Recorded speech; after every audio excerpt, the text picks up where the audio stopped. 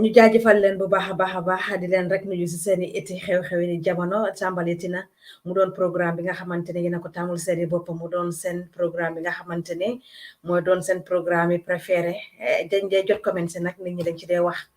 waaye programme bi nag dafa soppi doxin la ko waral mooy dina ñëw léegi once a month incha allahu rabbi ci last week bi balaa week bi di end wala balaa month bi di end dina ñëw ci di last week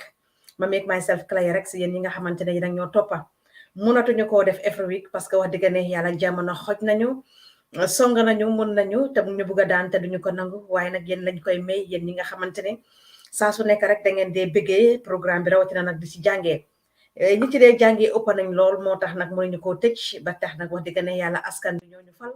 te kaddu askan bi la ñu fi toggal moo tax rek suñu sañee bër bu sedd nañ mën a toog waaye nag jamono xoj nañu kon nag si kanam tuuti dinaa dalal suma naataango Sala Ndiaye nga xamante ne mooy price inflation bi lan mooy ci matuwaay yi nga xamante ne nguuri Gambia di Gambia Government jël nañ ko ci ay matu pour war a mun a sutandir askan bi waaye nag laataa ñuy ñëw ci loolu mooy nekk suñ key topic bi nga xamante ne tey moom lañ bëgg a yaatal bu ñu fàtte ne ci maaj la ñu nekk mu doon International Women's Day xam naa ñu bari gisuñ ma yëngatu comme li ma leen wax la rek jamono mun na ma songa na ma te mu maa bëgg a daan ci wàllum xat-xat moo tax gisu leen ma génn célébrer jigéen ñi waaye comme li ma wala man ci man bis bu nekk is a Women's Day to me jigéen ñi nag ñu sargal leen bu baax a baax jox leen seeni wàccuwaay ñoom tamit waaye tey nag ñi ñuy sargal ci suñu biir programme dina nekk ñooñu nga xamante ne ñooy suñu jigéen ñi ci biir police bi ñoom la ñuy sargal wala aw women in uniform ñooñu la ñuy sargal tey muy police yi soldaar yi waaye nag tey nag police rek lañ ko bëgg a jagleel ñooñu nga xamante ne jigéen lañ waaye ñu ngi sol uniforme nekk ci naaj bi mu tàng jir lool ñu nekk ci dinañ leen sargal tey ci biir programme yi ay xew-xewi jamono naka noonu ba tey bu ñu jógee ko ci loolu leneen ñancoo doomi Gambien la génne na woy bu neex jagleel ko suñu officer si moom itamit ñu release am jot nañu ko ci YouTube bi dinañu ko play bu fekkee ne copyright dinañu ko may bu ñu ko mayu rek dinañ leen si cofal tuuti rek waaye nag challenge baa ngi dem Gambien yaa ngi wéy di def challenge bi su ko defee nag boobu dinañ leen ko indil su ko defee rek ñu playal leen ko waaye nag ci biir loolu tamit ba tey nag xam ngeen ne xew-xewi jamono dafay toppale pa loo xamante ni jamono ci la muy yëngatu mu yëngatu ci ànd ak moom muy li nga xamante ne moom ngeen di def ñu di ko jot moo xam fu munti nekk ci snap bi ci TikTok bi ak lu mu ci munti doon ci social media rek bu ñu ko jotee dañ koy fesal parce que nag ku bëgg sa yëf fes boo ko eggee ci social media bi foog naa nag amatut leneen loo xam ne war nañ ko mun a nuba wala di ko laam-laamee Heroes Award bi dinañ ci def toxtali waxtaan duñu ci dem moo in depth waaye nag dinañ ci cofal tuuti waxtaan lana tax first lady bi demutoon ndax du Fatou Camara mi nga xamante ne daf ko humiliatoon 2 years ago moo tax ni mu mel munu cee teew askani Gambie yëpp di ko doon xaar pour mu dem waaye gisuñu ko fa mu dem dinañ ci yaatal ci kanam tuuti waaye nag duñu ci sori parce que comme li ma wax la rek dañuy cofal bu loolu wéyee tamit comme lu ñu wax la rek dinañ global crisis bi nga xamante ne mu ngi dem on moom tamit dinañ ci indi tuuti rek ci ay leeral ak crisis yi nga xamante ne jamono ji yow yaa ngi koy dunda man maa ngi koy dunda naam nekkuñ sax biir Gambia waaye nag global crisis la ñu wax mu doon inflation bi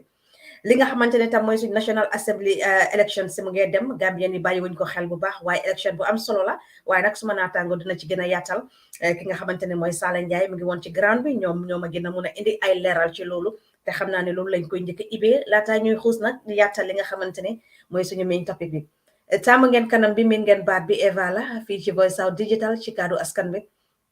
wax nañu ko bu méttee sax bu ñu xalaatee askan bi xam njëriñ bi ci askan bi di am suy benn sax duñu mën a tëddal nelaw faa ñu génn rek jox leen ko moo tax xew-xewi jamono léegi every month ngeen koy am nañ nag ñu ci gunge wax dëgg ne yàlla ay sponsors foog naa programme bi ni muy gën di wéyee di gën a gudda ñu gën a am sponsors ñi nga xamante ne ñooy waa Bundasta ñoom i tamit jóg nañ pour jàppale ñu kon jërëjëf dinañ indi seen vidéo bi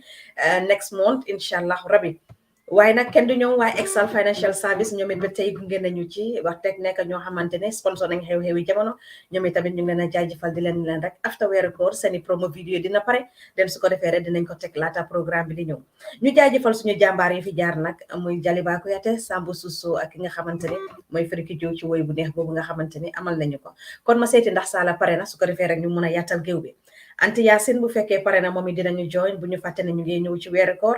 daf dee def li nga xamante ne moom mooy ifta bi daf ko dee def wax dëgg ne yàlla Meals on Wheels moom itamit yéen ñi bugg a jàppale ci suuf rek te bugg leen a boole dara ak fesal ci Snap wala ci WhatsApp wala ci muntu doon xeeti baax-baaxi digital yi mun ngeen a jaar ak Anti Yaasin sa suuf mun ngeen a dem si page am den su ko defee rek iftaar boobu nga xam ne mu ngi ko dee def moom itamit rek su ko defee rek ngeen dugalal ko ci biir GoFundMe bi GoFundMe account bi wala ngeen seet naka ngeen ko mun a contacter pour mun cee mun a jot weeru koor la weeri ngërmande la weeri ngëneel la ba tax na lu ci lu waay def rek benn suñu borom daf koy ful rawatina yéen ñi nga xamante ne seeni alwa yi gudda nañ moom Anti Yaasin nag nekk jàmbaar lool bàyyi Amérique dem ñibbi Banjul mu yàggoon nag di ko def ci alali boppam bu ñu fàtte ne Anti Yaasin métier noos la woon foofu ci Canada muy liggéey nag wax dëgg ne yàlla di daan doolam di dimbale Gambien yi kon nag boo leen ko ci fekkasee mu jël boo leen ko si fekkasee wu tam fekk Anti Yaasin it toog na toogam te Gambien yi bokkuñ di soppalu ñu moom wala di jël ñu moom waaye nag ngir yàlla ak jëmi rasululaay weeru koor mu ngi ñëw xiif baa ngi métti comme lu ñëw wax la sa kanam tuuti dinañ waxtaane li nga xamante ni mooy prices yooyu nga xam ne nemeeku nañ ne mu ngay dem op te baaxut foofu si suñu réew rawatina ñun mi tukki sax baaxut si ñun moo tax rek ma jël ko rek taytulee ko noonu ndax do bitim réew mu ngi gën a yomba si fi nga xamante ne mooy Afrique ci kanam tuuti rek boobu mooy nekk suñu kii topic bi den su ko defee rek ñu xuus jàlla Sala Ndiaye bu fekkee pare na rek ñu dugal ko moom it dinañ wax ci national foofu ci Gambia waajal bi preparation bi and then how important this parliamentary election is to the Gambians ba pare Gambians si lan lañ si mën a jàngee lan lañ ci war a mën a bàyyi xel parce que these people suñ leen tegee into office ñoom ñooy di decision makers te ñoom ñooy def luwaa boo xamante ne ñun ak yow mi ñoo seetaan ñun ñëpp ci luwaa boobu la ñuy wéyee kon nag ñu bàyyi suma naataango Sala nuyu nañ la. Hello Eva. Asalaamaaleykum. di nuyu képp ku la seetaan noo leen toogee maa ngi na santa leen di gërëm thank you for watching. Yes Sala ñu njëkkee ko rek xam ngeen ne xew-xewi jamono la rek ñu njëkkee ko rek ci président parliamentary elections bi Sala yow mi nekk Banjul yaa ngi follow everything developments si everything yéen a nekk on the ground foofu noonu yow yaa ngi ci mën a indi leeral boo xamante ne dina doy askan bi rawatina ñi nekk ci biti ñi nga xamante ne li ci bari xamuñ ko suma classe gi lan lañ mën a jàppandal ni jamono ji ñu toll ni ci wàllum préparation bi gis nañ ne candidates yaa ngi ñëw di dugg di génn benn par benn nga indi ci leeral ci askan bi. Eva, I'm not going to go in details because everything is out in the media at the moment. At this point, guys and campaign is starting. ICC, IEC, IEC, so IECC. So IEC at this point, join the same timetable. You are qualify name, you are a jala name. So at this point, guys saying campaigning, and I think at this point there's a bit of changes being before parliamentary election people are more aware and the youths are taking charge. In the voices, and I think it's good for everybody. So because I see time in nominations, it was really overwhelming. dem naa ba gis candidate yoo xam ne ñu ngi exiko moto comme ay président loolu musuma ko gis Gambia loolu tamit bu baax la parce que people are being more aware but at the same time tamit we need to sensitize the public that ne pour suñu parlement mi ñu fa toog day war a make sure ne ñu fa toog ñu mat lañ and what I am really happy about as well this time jigéen ñu génn si pour bugg a nekk MP bari nañ lool at this stage in time jigéen itam bari nañ and góor yi tamit bari nañ ñoom as usual they're the majority the youths are out and each area at this stage forum ba jamono bi ñu ngi si DJ music yaa ngi on they try to convince people and what I see a lot of the time that guy get the Monica door to door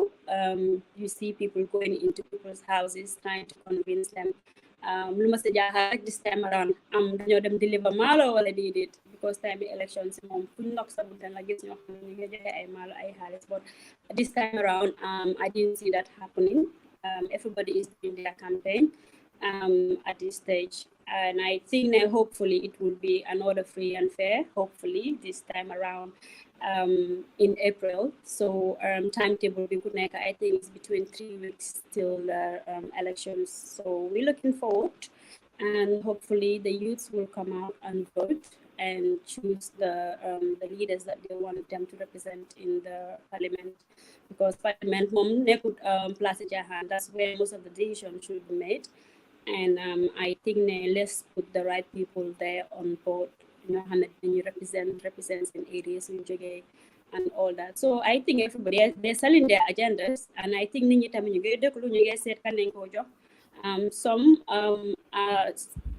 obviously is politics am na ñoo xam ne ñu support rek la ñoo continuer di support waaye some are just sitting in the fence trying to decide who to go with and who not to go with yes and there's a lot of independent candidates as well ñu bëgg a taxawal seen boppa so I'm interested to see how that turns out so yeah that's what's been going on at this stage moom sabar yaa ngi jolli jërëjëf Sala Ndiaye mu ne at this stage sabar yaa ngi jolli comme ni ma ko waxee rek gaa ñi ngay dem door to door dinañ nag taxaw tuuti Sala parce que nag coow du ñàkk gis nañ ne coow jóg nañ ki nga xamante ne mooy Sabally coowam jóg na what is the issue going on between Sabally lan moo tax ñu disqualify ko bu fekkee because si li ma jàppa ci li nga wax nga ne ñi jaala nañ ñu dul jaaloñ te dafa mel ni que Sabally ci li ma jot a for jàllul lana tax because Sabally ñëpp xam nañ ne Sabally su ñëwee ci jàngat loolu duñ ko questionati lana tax Sabally jàngut parce que ndax kayit yi mu wone moo doyul ndax lam dafa naka la fa taajoo lana tax Sabally mënta jàlla Eva, I think the Sabally case, when it happened, I was around. For some reason, the IEC,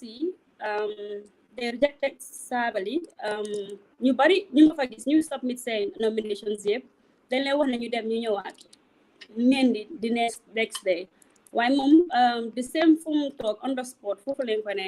Jack Naila. So mu jaaxal askan bi jaaxal ñu bari in a chaos and it was really bizarre supportersami were not really happy so bir Kamala moom nomination mi nekkee woon so yaa ngi mu ngee taxaw mu ngee suma gisee posam Sabally mu ngee taxaw anda busuma xam ne sax Sabally doomi Busumbala la parce que nit ku nekk nag si fekkee ne li ma jot a xam ci xam-xam bu néew am na mooy fi nga juddoo foofu nga dee taxawal ndax du loolu amul waaw loolu Sabally mu ngee taxawal Busumbala ndax du lii tamit bokk na ci loo xam ne est-ce que Sabally doomi Busumbala la ci boppam pour war a mën a taxawal Busumbala foguma ko parce que IEC for naa ñoom luñ ko base moo nekk because I think Sabally has a past issue with the commission in terms of some financial because he was in the government and obviously Sabally there was a recommendation from the commission that about this holding public office it was a recommendation but the legality surrounding that we don't know so obviously if IEC feel like because there was a recommendation from the commission that he should not hold public office and then mu war a ñëw ne dafa bëgg a dugg ci parliament bi so obviously IEC based on those grounds from my understanding and that's why they rejected him But I think Sabally is looking into the legalities. He wants to go to court and he wants to have a say. At this stage, they apply for a permit so the supporters have new support call, but that permit was rejected. But definitely the legalities surrounding that, the High Court most of IEC, they're working within their legal means, or is it just because of the recommendation they want to follow? Lolma one issue with Sabali, but yes, so his future, I don't know at this stage, but he has been rejected, and he's not been coming trail appeal. Yeah. Kon noonu lañ ko jëlee gis ngeen ne caabali comme dañu wala rek ñu bari ñu ngi doon nasaay di la ca la tax li mu mel ba tax nag am na ci ñuy o Alieu Mamad Njie pour mu teggi ndama tànkaam foog naa ne waxtu bi jot na Sale what is your take on that pour Alieu Mamad Njie mu resign parce que dafa mel ni ki ba tey wax nañ ne mag la si sa gis-gis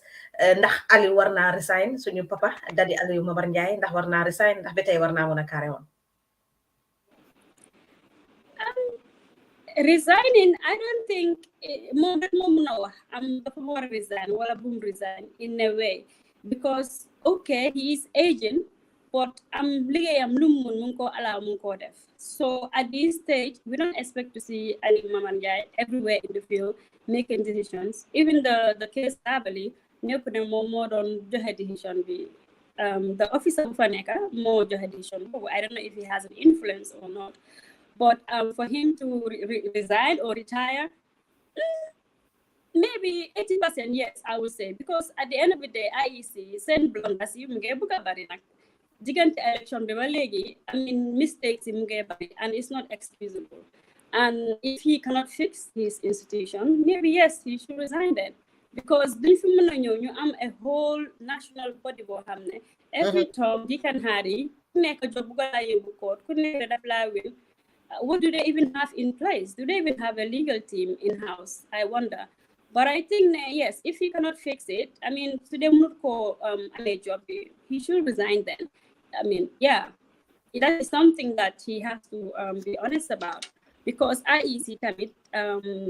dega yena sa ñu ci yoon, but dega tam yena sa tam ñu ngi tooñ te ñoom tooñ jigor leen at this stage, yeah. foog nga ne yow gisee nga ko parce que waa UDP comme ni ñu mënee rek ñu ci bari moom xam nga rek tuuti ñu wàccee internet bi ñoom noise rek la ñuy def saka nag bu ñu amee loo xam ne jar nañu noise dañuy noise ñoom waa UDP ba tax na noise bi bari woon na parce que nag askan bi ba tey leerutoon ci kanami askan bi li nit ñi bëggoon a dégg mënuñ ko xam one side of the story la dee nekk all the time regarding the case of Sabally parce que jaaxaloon na askan bi waaye nag su fekkee ne comme ni nga ko waxee noonu la demee to our own understanding parce que su dee ne commission bi tamit dafa toppoon Sabally definitely Sabally mënut a run public office and I think Sabally also should have been very honest suñ leaders yi tamit ñoom dañ war di honest ñoom si seen boppa because am na yoo xamante ne waaye on the other note tam soo ko seetloo di nga gis tam ne ndax di Jammeh commission sax ndax fulaal nañ ko tam Sala parce que mënuloo jël Sabally rek nga dismiss ko ne mënut a hold public office ba pare ñu gis si ñoo xamante ne ñeneen ñi tamit ñu ngi leen doon toppa ñu gis leen ñu ngi hold public office I think it is also unfair ci ñi nga xamante ne ñu ngi koo def te foog naa ne suñ ne Gambia bu ees suñ ne Gambia démocratie lañ bëgg a biir Gambia rek dañ war a balance di bu ku ci nekk rek war cee mun a gis sa boppa maanaam népotisme dañ ko war a jël génne ko ba mu jeex ci suñu gis-gis bu fekkee ne noonu la demee Sabally moom ci boppam waroon naa mun a xam ne warutoon na mun a taxaw parce que commission bi mu ngi koo xaar waaye bu fekkoon ne tamit commission bi jaaral ne ko ci yoon ñeneen ñi nga xam ne commission bi ñu ngi leen doon toppa ñooñu tamit whole public office and I think it is totally unfair to Sabally pour nga xamante ne xëj na rek du run into public office kon nag amuñ time duñ fa taxaw lu bari Sala comme li ma ko waxee la rek waaye tamit lépp lu ma la bëgg a laaj mooy askan bi ñu ci bari dañ lost xamuñ how powerful parliamentary elections are ñi ci mën ci sama classe bi ñoom nag foog nañ ne président bi moo amee kaddu bi moo amee yëpp parliamentary election bi lañ bëgg rek nga gindi ni ci how important is it pour Gambia ni mun a xam the importance of parliamentary election because comme ni ñu wax these people are the decision makers ñii ñooy buumi ñooy teg ñooy challenge the president ndax ñoom seen boppa sax these people standing ndax ñoom seen boppa xam nañ understand nañ the role of a parliamentary.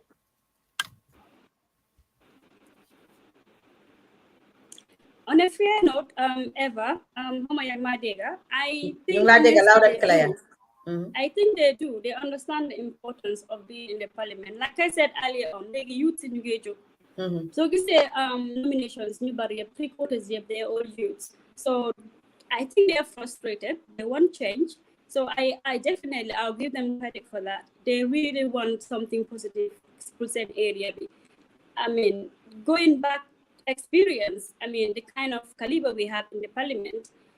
people were not happy about it. We feel like they're not making the decisions that we know or that is in our best interest. Because parliament bi dang for nek pour askan bi do for nek da ngeen dama fa nek pour suma bopa pour suma wala pour parti nek pour president bi wala pour pour suma nek parti fa pour kenen yeah but I think these new breeds of aspirants, I think they really understand the importance and they're passionate. I hope ne mum continue because African mum bu bëggee dara daf sédé bam jeex waaye pour toogee na pour mu liggéey mooy problème bi. So I hope they will not let us down. And this time around, yeah, soon kado ñoom ñoo ko amee because parliament bi ñoom ñoo war a make the laws, ñoom ñoo laws yi ak everything else. They should be the one there for us. So waaye li moom ñin rek ba tey dafa mel ni que sensitization bi dafa des Sala parce que ñi nga xam ne ñooy vote if they don't know how important these parliamentary elections are ndax ñoom dinañ mën a choose the right candidate parce que nepotism nag moo yaa Gambia election bi parce que da ngaa gis ku dem rek ne la man UDP lay faral gis yellow box bi rek dugal ko fa without knowing exactly lan moo tax kooku taxaw ak lan moo indil election yi because to some people they don't understand even what parliamentary elections are and how important these parliamentary elections are keneen nga gis ko mu nekk soppe NPP rek noise bi bari lool mu ne man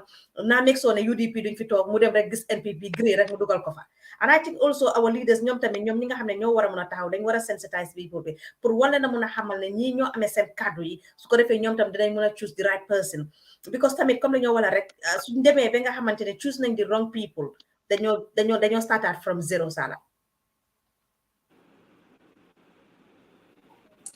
Absolutely. Li nga wax yëpp dama ko déggal. I mean, that's the thing. Getting the right person is something else. The sensitization, I think ne ñoom seen campagne bi loolu la gars yi di jéem a def di sensitize. Pour sensitize bi tamit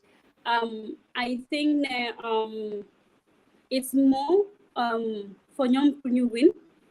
not nga educate nit ki pour mu mun a xam. Because at the end of the day I think even the government and some of these organizations, it's not just for election. But elections, xale yi dañ leen di pour jàngal pour ñu xam seen rights si. Pour ñu xam mbiri election xam fan la gars di sànni seen karta. Loolu du ba ko dee gis muy bari. At the end of the day, fooguma tamit a lot of the people they don't really need that sensitization. You feel like sometimes you're even wasting your time because ñoom fuñ taxa rek rap la ñoo def bu la neexee sax moom yow the wrong person but suñ la supporté oo ñu bugga la wala sa mbokk nga that has to go because based on that people will just vote for you because suma koñ nga nekka because suma mag nga because xam naa la it's for the wrong reasons so loolu ba tey mu ngi fi du jeex because time ni presidential elections yi loolu moo fi xew. So I don't see any difference in this one either. So yes. I totally agree with you, Sala Njie, parce que ñoom ñi ci bari I totally agree with you 100%. ñoom ñi ci bari liñ dee message biñ dee gën a seen agendas you guys try to sell mooy just try to be in office. They try to educate the people, tell them their rights. ñoom suñ fa duggee lan la ñoo def luñ leen a mun a wax rek ba pare ci bari ay digaat la kon lu ñoo ñaax askan bi nag let them be very careful and be very wise choosing people. And I think also Gambian also should be honest. wax nga lu am solo ngeen jigéen ñi bi yoon man suma boppa nemeeku naa ne International Women's Day la happy International Women's Day to you jàmbaar nga wax dëgg ne yàlla ñu gis jigéen ñi tamit ñu ngi ñëw Sala yow boo gisee jigéen ñi ñu ngi ñëw xam naa ne you are always fighting for the women bu ma gisee jigéen ñi I was extremely happy I was really happy di wane ne jigéen yaa ngi ñëw di dugg into politics because before comme lu ñu wax la rek dañ fii lañ jigéen ñi dañ war a nekk ci kër gi di téye di bambaane léegi foog naa ne ñu ngi break those chains wala li nga xamante ne mooy tradition boo xam ne old tradition la kenn xamul fu mu jógee nekkul ci dictionary yàlla bi mooy ci Quran bi nit ñi ñoo jël rek def lu leen neex mu ñëw nekk culture ba tribe bi ñëw ku nekk sa tribe jël ko ne jigéen du ma jiite Sala xam nañ ne alxuraan wane na jigéen du jiite waaye jamono ji jigéen yu jiite bari nañ what is your take bi nga gisee jigéen ñi si International Women's Day as a woman lan nga feel Eva yow xam nga nu ma mel si jigéen ak jigéen buy taraay ak jigéen buy daan dooleem I mean it was like a goosebump I mean I'm just always happy su ma gisee jigéen buy try I mean International Women's Day la weer bi yëpp fi Women's Day la so dama kontaan mu tombee time yi Women's Month ma toog every time ma gestu fi gis jigéen yi I mean it's really pleasing and it's inspiring ba pare lii lañu soxloon am ay role models su du dara sax ñu xam ne ñoom tamit di jigéen yoo xam ne ñu ngi try dinañ mën a xam ne jigéen bi egg na position bi so man tam am naa yaakaar so ay role models lañ soxloon so léegi ñu ko gis and it's really pleasing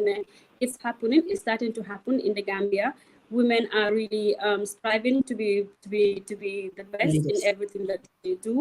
and I think ne bala maa gën a kontaan rek we're not stopping there we have to go to the State House that presidency we are taking that very soon because at the end of the day ñaata generation góor yaa nekk di lead and taxul dëkk bi dem kanam okay if I change we'll see how it goes but I'm really happy that women are coming forward and ñu ngi si elections yi they're in the front line and and hats up to góor yoo xam ne ñu ngi support guys yëpp xam nga because obviously behind every successful woman as well there is a man who believes in them so we thank them as well ñu leen a rafetlu and all that but again you try let them keep trying and wishing them man daal dama dee wax ne daal moom I sound so biased like I'm like jigéen bu wér na baax na that's so biased but just to show how happy I am for them guys you get try and guys bari nañ trop this time no it's really good so mashallah wishing them well yes mashallah ma ne ko the numbers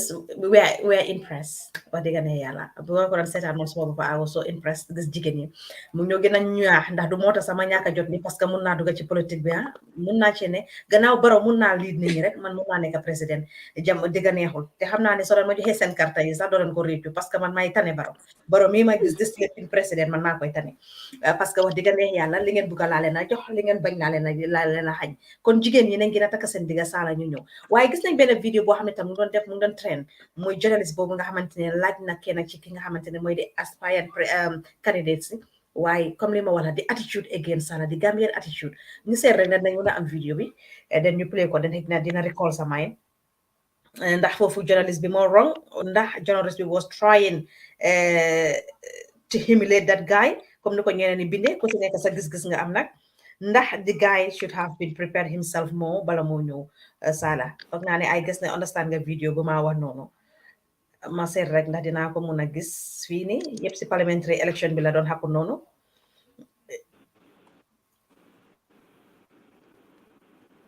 ay waay vidéo yee dee bari be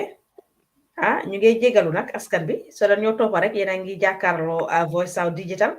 seeni programme yi préféré muy xew-xewi jamono ñu toogal fi askan wi nag lépp lu ñoo wax rek du suñu coobare boppa waaye kaddu askan bi la ñuy demee askan bi la ñuy dunda askan bi naxar yi nga xamante ne ñu ngi koy ewoo di ko naxarlu rawatina nag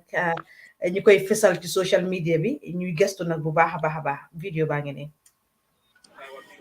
You are bragging of having a low background. You should be able to tell us the four functions of the National Assembly as per the Constitution. You see, my brother, I am not here. I'm here to answer questions, but I am not here for you to test my academic intelligence. Yes. Okay, I help you now. One more. One of it is oversight. They say oversight function. That's one. Two, you have the legislative or lawmaking. The third one is called representation, and the fourth one is called resource allocation. So you, in your oversight function, how would you impact the lives of people in Combo South? How will I impact the lives of people in Combo South? Exactly. Let them just vote for me in the parliament, and they will see. You have an opportunity. I am one of them. Yes.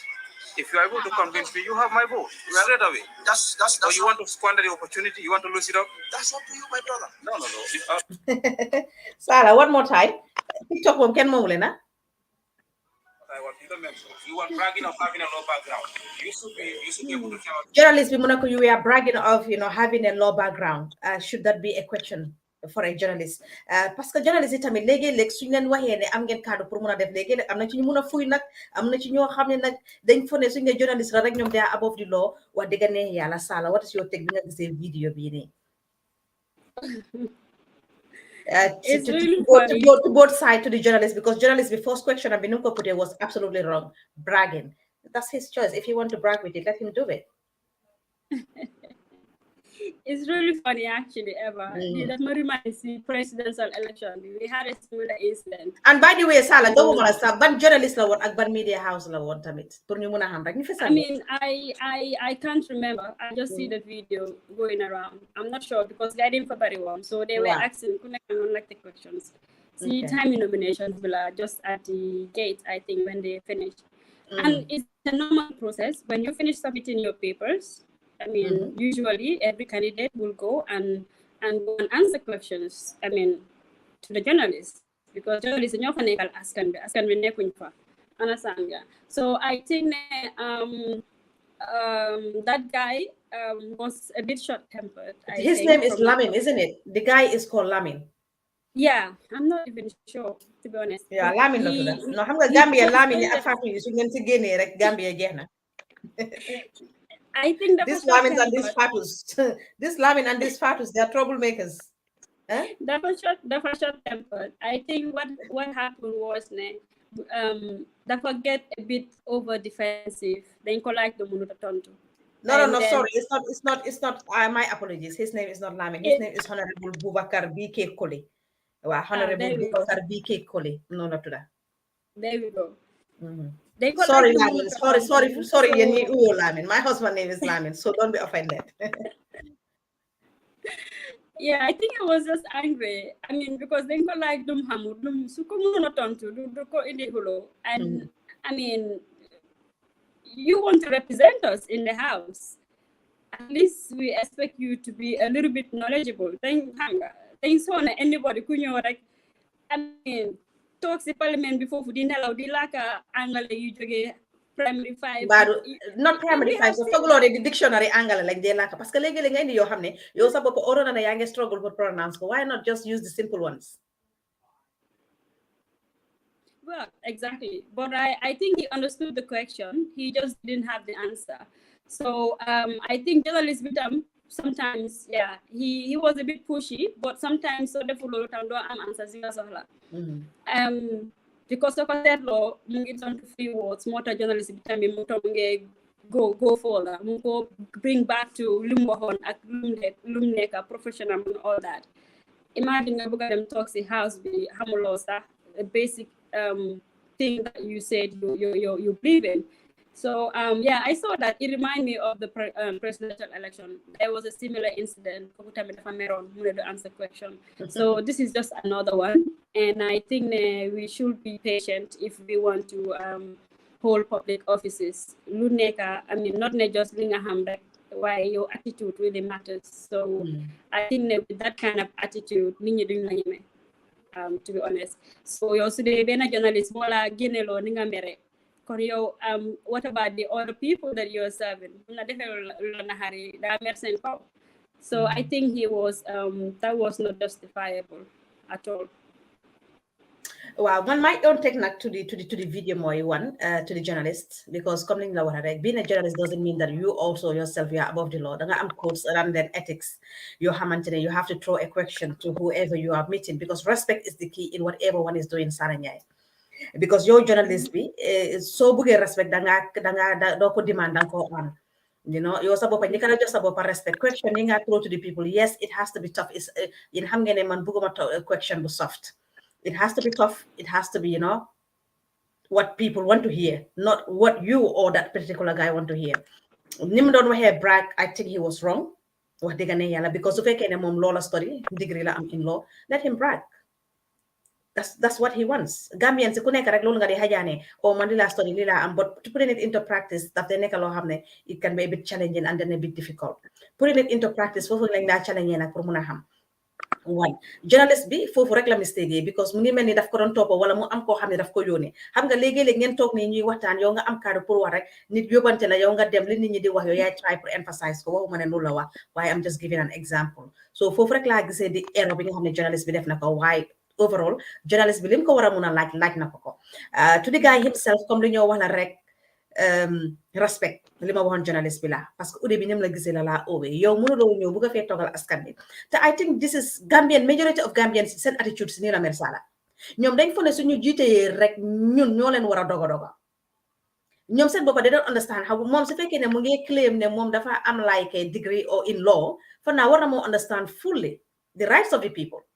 and then war na moo understand journalist yi mun na ñoo ñëwee fu nekk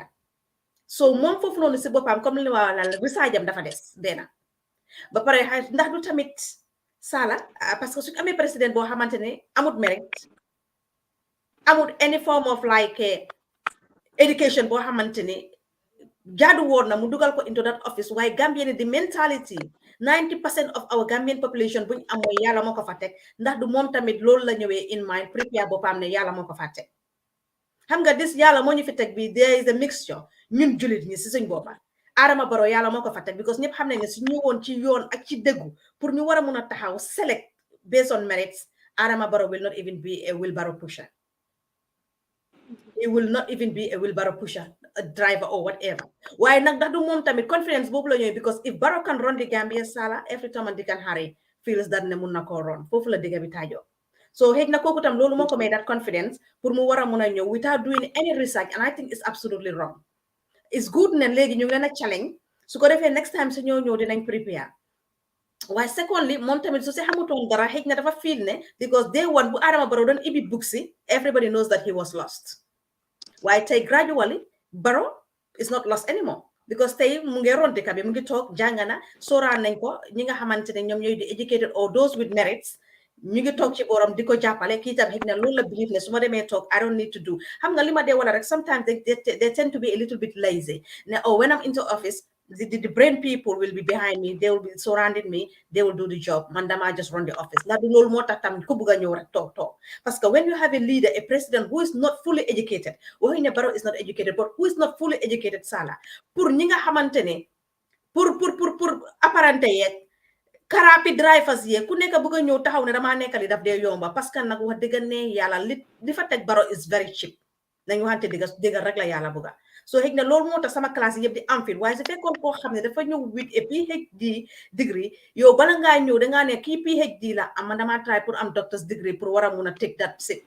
waaye di moo ñun tam ñu ngi sàgganee suñ sit yi rek ku nekk ne dafa bëgg a ñëw toog pour ron ko te nag fi ñu ko dee bés mooy yàlla moo ko fa teg as long as génnuñ si this circle of yàlla moo ko fi teg yes we all are believers fekk génnuñ si this circle of electing people naan mu yàlla moo ko fi teg war naa nekk président Barrow dem na seetlu woon sëriñam bi ne ko di nga musa nekk njiit and I think this is all bollocks because Sala yow fii England yàlla moo ko fi teg bariwu fi de yes Boris Johnson xam nañ ne the most educated people duñ dee bëgg a run into public office not public office sorry duñ dee bëgg a nekk président because tey Boris Johnson soo ko xoolee ñi ko gën a jàng bari nañ even Sunak moo ko gën a jàng so ñëwee ci keneen ak keneen it's not about the education but at least suñ président yi ñoo taxal wala suñ leader si war nañ di am at least merits or at least a degree in something bi nga xamante ne dina tax challenge si mu tof waaye at this minute to my own reading and understanding challenge si ñu ngi gën a weak ku nekk da ngaa bëgg a ñëw taxaw rek because da ngaa ne if Barrow can do it I can do it te Barrow jox na nit ñi fit yoo xamante ne ku nekk dina bëgg a ñëw taxaw because dina ne su dee Barrow mun na koo ron rek man mun naa koo ron Sala génn na ci line bi dafa mel ni ki internet bi te noonu laa ko gisee waaye that guy tamit Sala moom tamit comme li ñoo wax rek this is the true attitude of the Gambians Gambians foo dem seen jikko yi nga leen a fekka boo demee ci lopitaan bi ñi mel ni moom kooku noonu te moo laa wax ne mu ne he's a graduate nekku ne dangaa toog rek jànga gis nga ku graduate sax dina am more maturity am a more sense of communication in public than ki nga xam ne jàng na so loolu moo nekkoon suma observation si video boobu noonu I hope ne he would prepare himself well and then also tamit pour wone rek ne leen attitude si dinañu tardel Sala attitude si soo demee ci office si attitude si moo fa nekka kii attitude bu mu wone soo demee ci banque si attitude si ñoo fa nekka foo munti dem Gambien bi dafa fa ne réew mbubal dafa fa ne réew ndam la du mbuba sax parce que réew ku nekk moo ko mun waaye dafa fa ne réew ndam la man dama réew dañ ko dee bàkko wala man dama leen a jaay réew ñoom ñoo ma soxla ma and I think that is absolutely wrong especially when you want to run into public office that guy was wrong def na a mistake journalist bi tam li ñoo war a rek tamit because Gambia journalist ñu bari dañ leen dee xeeb I was very impressed with that journalist bi nga xamante ne he wasn't scared he was trying to be pushy waaye more respect him in whatever one is doing kon Sala ma bàyyi la rek su ko defee rek su dee am na anything loo fa war a mën a add nga add ko fa but I think we also have to make these measures to be very tough because comme li ma wax rek soo gisee ku nekk bëgg a ñëw taxaw because our leader ku nekk daf ñu ko dee wax Gambian bi yéen seen leader bi why did you allow Adama Barrow to be into office this is nothing personal but this is how it comes about this yàlla baax na boo xam ne su demoon Guinée sax du fa nekk président waaye Gambia is this ñu soo suñ xoolee suñ boppa sax ne ñun ñu jàngañi sax this is very insulting Sala very very insulting si ñi nga xamante ne sax they claim to hold master's degree they claim to hold PhD degree nga war a dem into office those people making decision nga xamante ne ñoom ñoo la amee yow sa réew pour war koo mun a govern none of them xam nga they are qualified waaye fi ñu ko base mooy yàlla moo ma fi teg yàlla moo ma fi teg and I think that yàlla moo ma fi teg we have to cut it to an end.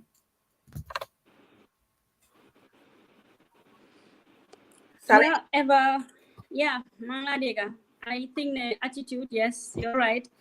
Wax nga wax bi yëpp amuma dara lu ma ci teg xanaa su dul ñu rafetal jikko yi rek ak xool yi because like you said the video bi nga wane léegi I don't think that guy is, I wouldn't say incompetent in what he is doing with terms of his qualifications and all that. Why dama wax rek tamit pour ñu bàyyi suñu xel because nga yore qualification nga dem university ma yee kayiti tamit taxul nga nekk nit daal nital rek at the end of the day because soo ñëwee si mbooloo there is some ethics yoo xam ne loolu nga war a go by su dul dara sax sa jikko bu ko fa wane nga muñ wow so it's not about ne key education and key nekk na because he has a law background yes he's competent in that but I mean if you suck in dealing with people then yow doo mun a lead kan nga mun a lead kon exactly you're not a good example. So so we need to be careful of that. Those people in power and in position, public offices, you should be ready to face the public. Public, so they need to learn the hard way. As long as you are in the public, you're public property. Absolutely. Public wala mom and am nañu nekk ci askan bi pour nit yi pour mun a laajte they need to get used to that as well. Gambien bi moo bëggu dëgg rek parce que tey ku ko waxoon dëgg rek mu ne suma noonu la war a bëggut ma win loolu la rek waaye journaliste yi tamit nañ gën a takk seen digga parce que nag ñu bari ñu ngi leen a xeeb waaye nag wax dëgg ne yàlla question yoo xam ne li ngeen war a laajte leen ko loo xam ne pour askan bi la du pour yéen li leen neex pour li nga xam ne askan bi moom lañ bëgg a xam and then kudos to that journalist bi nga xamante ne laajte na loolu fenn rek lañ gis ne foofu la tarxisee mooy ni mu ko doon waxee you are bragging ne degree nga am and all this ba pare mënuloo answer this comme li ñu wala he wasn't prepared he wasn't expecting such question moo tax ñu dee wax ku nekk rek prepare yourself Sala am na ñoo xam ne sax dañ mun a wax waaye suñ tiimee caméra rek dem nañ lépp lu ñu war a wax dañ koo fàtte am na ñoo xamante ne suñ na xam nga comme li ma wala rek dafa funny some people are very good at speaking very fluent at speaking English. Some people are very good writers. ñoo xam ne suñ bindee ak suñ speaking is totally different. So differentiate itam dañ war di ko di indi am na koo xam ne su speaking in public wow waaye when he or she try to put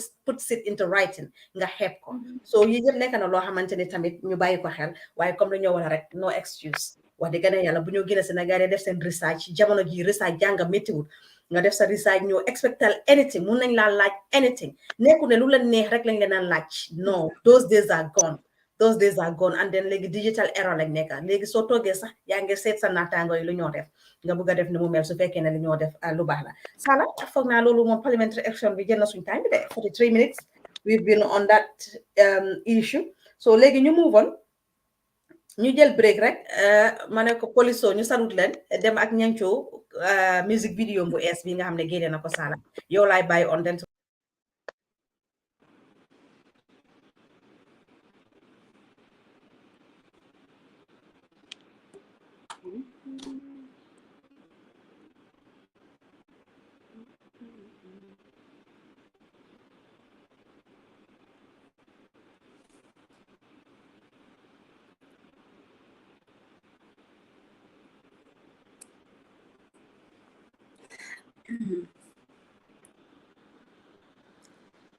play music yi ñancoo bi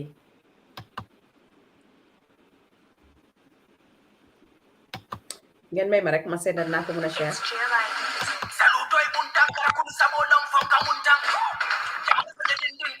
follow the Kwe pachinka lunkan tonya na paracho to my life sukan. Ho hi ho na kuya ta mi ya paracho lunkan. Apo ta mai puntang ay kurba ta kan jamba saluto ba ni mabako kundangon na police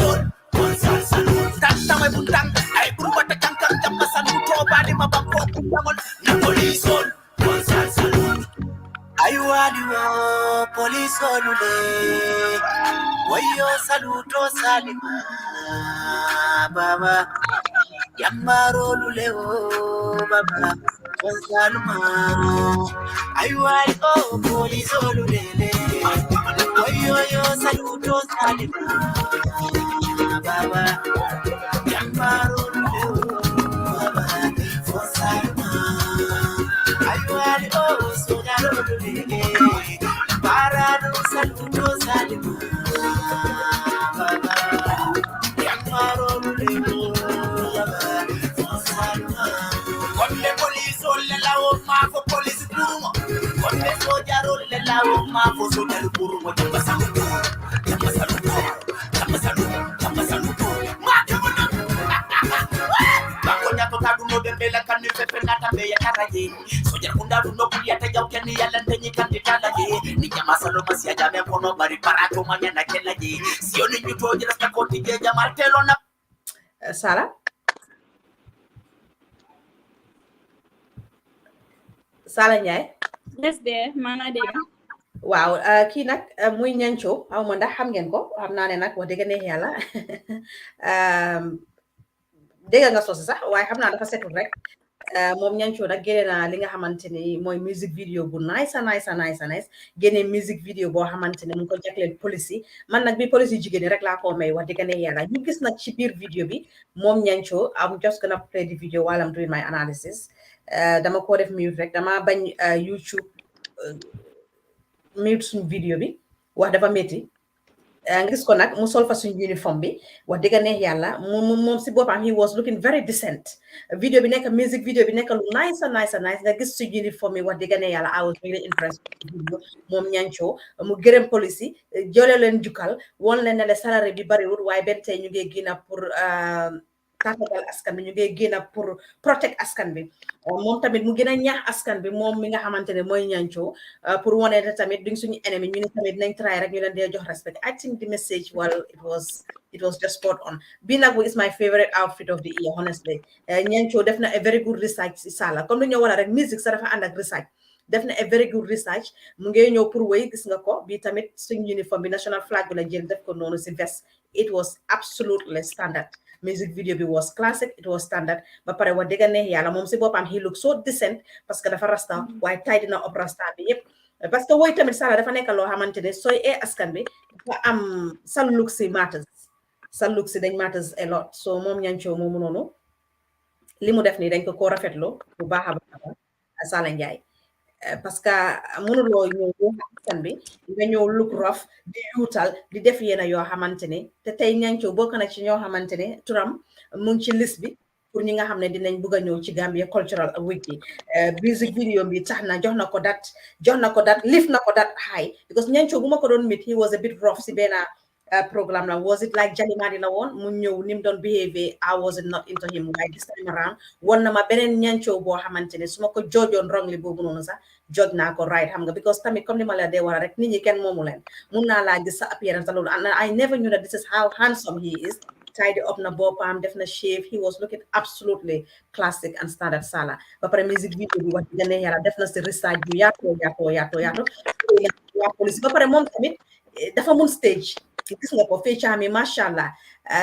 well done na ñancoo loolu rek lañ ko wax well done wax dëgg laaka na ko si soose ñi dégg soose kontaan nañ message bi jaala na ba pare police tamit xam naa ne wax dëgg ne yàlla from now on man bés ma ñëwatee Gambia may drive police bu ga maa giten rek track bi laa leen a tegal xam naa dinañ ci kontaan sala ma bàyyi rek xam naa ne doo understand fully di music video di song yi nga xamante ne moom la ci binda waaye tamit di music video soo ko gisee rek dina la mun a jox a brief idea loo xamante ne war nga koo mun a indi yow tamit Eva, absolutely. This video actually moved on trend a lot to TikTok. I think that they really welcome this move Despite, I don't know everything that he is singing in that song, but music amul boundaries, amul barriers. Bu neexee di nga xam ne music bi neex na. And I think that it's really good. Mu ngi sargal police yi. It's very nice. ñëpp ko rafetlu because police yi yàgg nañ di liggéey nekk si naaj bu tànga bi di control traffic yi di def liggéey yu métti, but pour ñu am thank you from the public is very difficult. It's always been enemy versus police versus. I mean, that's what was really lacking. I hope this song will have a change of heart. su ko defee ñu gën a rafetal diggante bi police yi ak nit yi ñu xam ne dañu fi nekkal ñoom tamit dañoo liggéey pour askan bi pour jàppale ñu. Sometimes it can get really rough, but we just have to learn to understand each other. Yeah, especially police jigéen yi, I mean, they're really trying, they're really doing well. So I think once the public start appreciating them and the government too, ñoom tamit ñu def seen waala nañ yokk seen salary yi ba pare let them look after them, give them a nice package. Because man naaj bu tàng bi saa ma rombee gis gars yi si digital bi dama dee wonder how can they do this. ñu ngi taxaw am na ñoo xam ne dañoo sol mbaxana am na ñoo xam ne duñu sol mbaxana, but they doing their job. And it really breaks my heart. Suma toogee, I mean, like even some of the police, especially there was a story going around last week. How much they this police woman, she had an accident in the line of duty. And I mean, ever since she had no help from the government, which is very sad. I think one thing they just to guy they have a nice package while they're working and even when they're out of service, so that itam dinañ ñëmé pour dugal ci force bi because lii nii lu rafet dëkka boo dem dëkka yu bari. I mean, this is part of their upbringing. Da nga gis xale yi sax suñu wàccee school wala ñu dem university bala ñoo graduate sax o am seen certificate bi they have to go through some service, some level of service. Waaye fii Gambian bi xale yi ñëmënuñ tànga suñ paree school rek pare nañ school doo gis kenn ku wax ne damaa dem service, dem si police bi, dem si army bi, dem si lii just to train experience in serving your nation. It's very important. It's a very good skill. I think Nancho definitely well done. Job well done. It's really good. And I think everybody should applaud and support this video and just support for them get inspired in producing such videos. Absolutely, he did well. Mashallah, absolutely ñancho well done. Lo rek lañ ko waaye li leen a gën a ñaax rek mooy su yi di ñëw rek nañ moytu yenn xeeti saaga yiñ ci dee génnee naan ko fuusoo paraaj xam nga dafa am yenn yoo xam ne xëy na to moom it will not look odd waaye to the people watching because xëy na kilifa bi mu ngi toog bu ko seetaan waaye he or she will not feel comfortable pour bugg a toog déglu naan yee fuusi paraaj because am na ñoo xam ne they are comfortable xëy na comme moom Taiba bi he's gonna be very comfortable pour mu wax loolu rek moo xala yaaxa song bi relaxing waaye apart from that everything was intact te comme li ma la war a rek producers itam promoters yi ñu ngi seetaan parce que dis ñancoo loolu bokk na ci ñoo xamante ni bu ñu def sélection bi pour ñu war a ñëw ci di London Week moom bokk na ci music video bi moo ko may song bi itam moo ko may muy poliso bi moo ko may ba nga xamante ne waaye Yaram Arts boole nañ ko sax ci liste bi su ñoo xamante ne if he's qualified mun naa am mu ñëw this year 2022 in the UK te comme li ma wala Jeng Sala Jeng Tukulóor Jeng Lam Tooro kooku noonu kumpindal rek wax dëgg ne yàlla di nga am visa kon nag li ñoo wala rek because the sky is the limit comme ne ko ñi ñëpp dee waxee mooy rek na gaay gën a liggéey te gaay moytu nag yu ci bari yoo xam ne ijuutal yi ak it's all right to some extent but to some other extent feel nañ ku nekk daal comme li ñu wala musique dangaa xarañ mun ngaa ñëw génn ci loo xamante ne xëy na rek sa audience yi yaa ngi ko tàggatal ñi nga xamante ne ñooy xale yi wala age category yi nga ñëwee beneen yoon boo xamante ne xëy na dangaa ne bi yoon suma ñëw mag ñi laay ñëwal waaye constant rek ñu dee gis benn ting yoo xam ne ay yuutal la moo nekk ay saaga ay génne goon yooyu is not trying to educate the society waaye message bu mu wax ni moom tam mu ngi sensitize in his own voice wax dëgg ne yàlla parce que mu ngi wax ñu respect lañ ñu ngi liggéey te seen salaire yu bari wuñ te ñun la ñoo jàppale ba pare tamit sala di look absolutely wax dëgg ne yàlla he look absolutely decent kon ñu dégluwaat ñanco vidéo bi one more time muy poliso dem su ko defee rek ñu ñëw ba pare andi uniforme bu mu use sala tamit di Gambia flag wax dëgg ne yàlla ñanco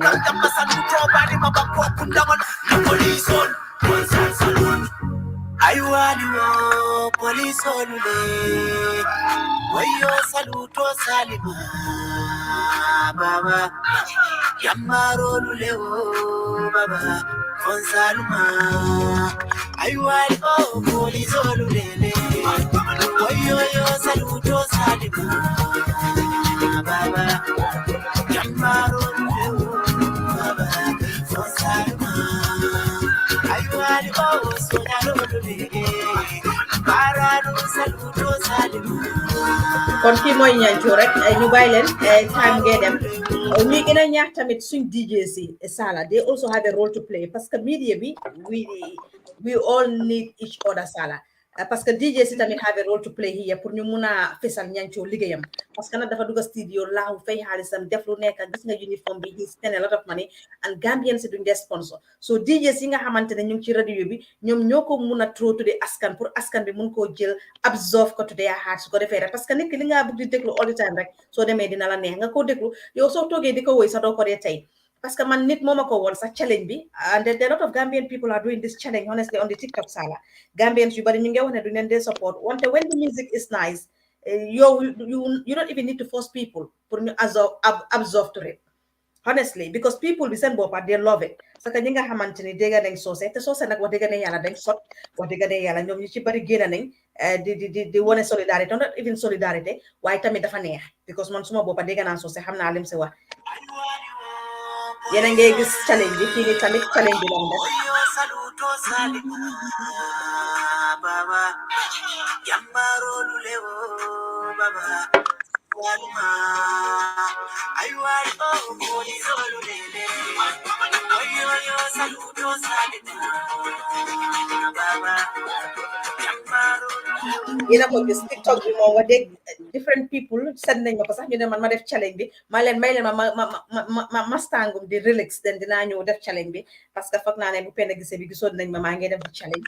why not suñ doomi Gambien la woy bi neex na su doon keneen moo ko woy ñu support ko ku nekk sax soo déggu lu moo woy sax the tune itself is nice Sala yow bi nga déggee di tune DJ si tamit ñu ngi leen a ñaax ma ko njëkkee si suñ DJ si nekk in house oncle fax si ñun la bokka nañ ko di play ci xew yi ñoom itamit su ko defee nit ñi suñoo lekk sax musique dafa am palaasam am na yoo xam ne su nit ñi di lekk war nga koo mun a play ku ko déglu rek from there people will consume it and then suñ ko jëlee rek dinañ mun di ko déglu si seen kër yi loolu tam dina dimbale ñenco if we cannot give him money physically mun nañ ko jox xaalis by through viewing his video on YouTube then loolu YouTube kan video bi dina mun a monitorize loolu pour ñanco tam mu mun cee am xaalis pour mu mun a dimbale boppam job well done ñanco looking forward pour nga bokk ci ñi nga xamante ne dinañ ñëw ci UK 2022 Yaram Arts dinañ génnee liste bi dinañ ko post dinañ ko share on Voice Out Digital ñi nga xamante ne Gambian artistes yi ngeen bëgg ñu ñëw ak Senegalese artistes yi ngeen bëgg ñu ñëw ci this year 2022 London Cultural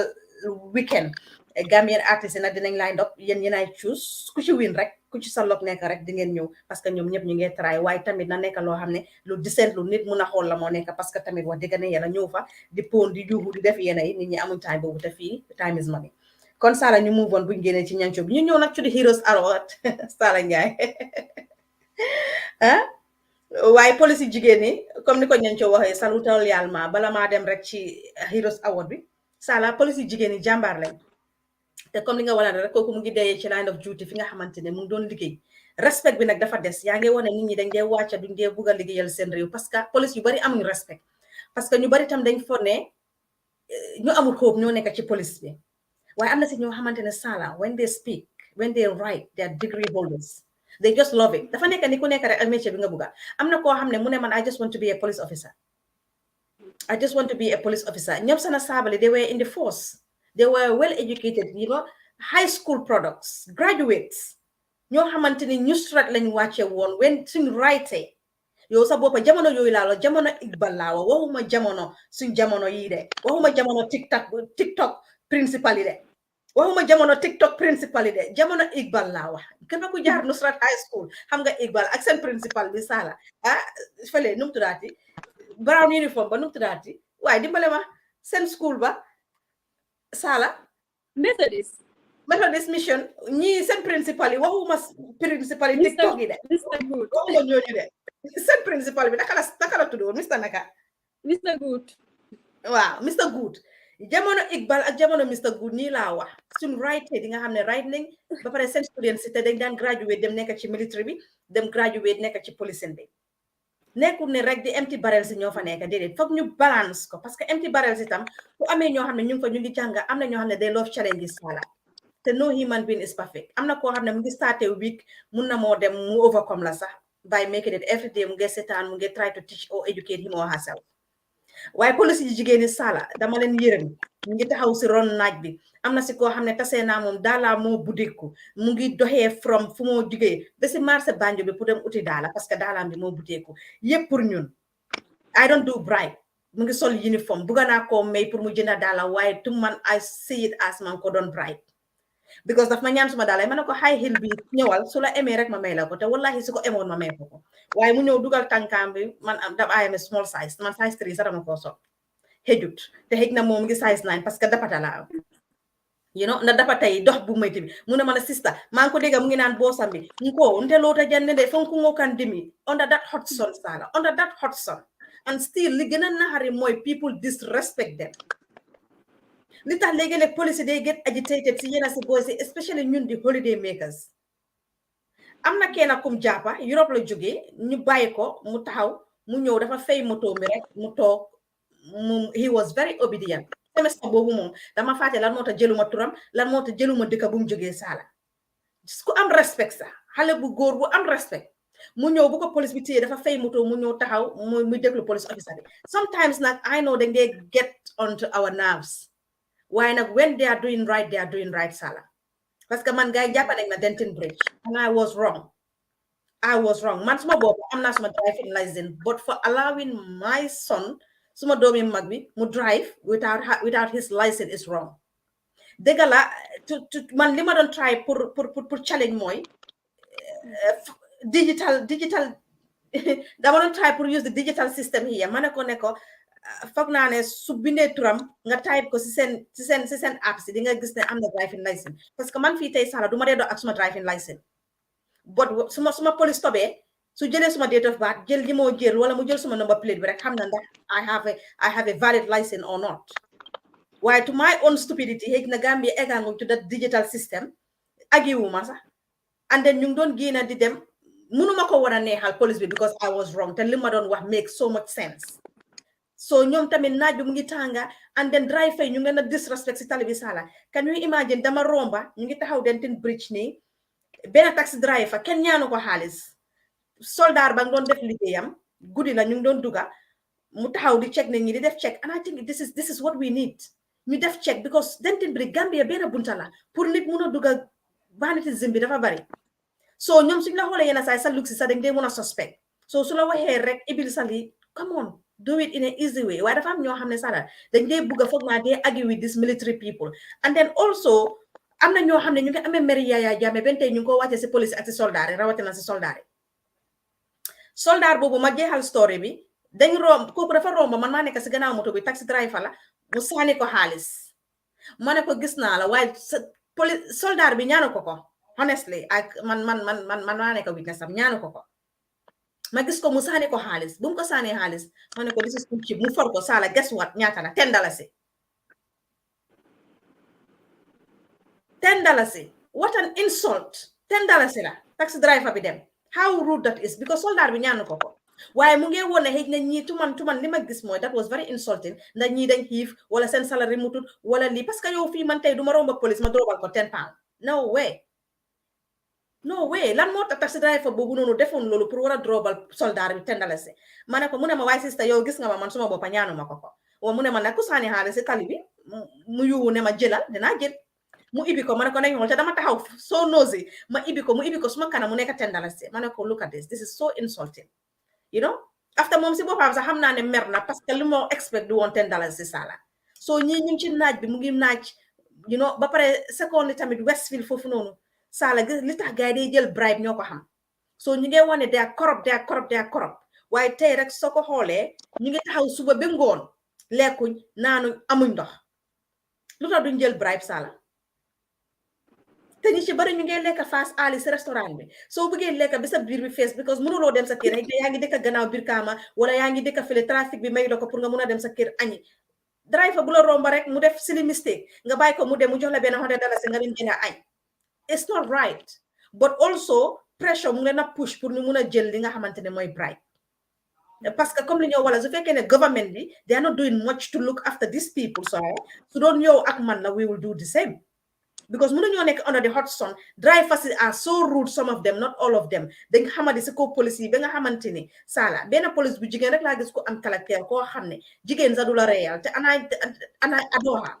parce que nag soo fa nekkee am na ñeneen ñi da nga dee bëgg a disrespect te yow yaay mën a jox sa bopp respect kon police yu jigéen ñi macha allah saluto rek laa leen a wax ñu ngee try parce que jigéen nañ bañ na ñoo ñaan bañ na ñoo cagatu ñu ngee daan seen doole ñu ne dañ try pour bugg a nekk ci police bi waaye still respect bi dafa des ñu ngee ñaax di Gambia government mu increase seen salary ba pare comme li nga wala rek mu tegal leen some benefits aside mun na ñoo ñëw sa sala ñu négocier ak ñoom ci li nga xamante ne sax ku ci nekk mun a am sa kër ñuy try di ko fay di ko génnee si sa salary bi 1/6 daf daan am government mun nañoo try di def li ñu ko di dob si sa fay bi nga agree to it nga sign ko ana minister bu amee jigéen ñi ana the vice president ñi ñëpp ay jigéen lañ sala on a Women's International Day what are they doing to help people ñii ñu ngi occupy suñu office what are they doing the first lady Fatou Barrow International Women's Day waroon na di wàcca si sax di dem neemeeku ñii xam ñii lu ñoo dunda because si service bi lañ nekka because ñoom bala ñoo génn pour ñoom ñii ñooy pave the way sala ñii ñooy make sure ne trafic bi mu ngi smooth ñii ñooy make sure ne everything is stand still ñii ñooy make sure ne first lady bi mu ngi ñëw ak jëkkëram ak président bi ñoom ñooy def the ground work sala ndax jaaduwutoon first lady bi tam ak tiimami ñoom tamit ñuy bàyyi ñii xel at least ñuy xona keena wala su nekkut nii sax benn si jigéen ñi because Fatou Barrow xëj na mën nga ma cee dimbal bi yoon gisuñ dara loo xam ne def na ko ci Women International Day sala mas tobagum foofu noonu bala ñuy continuer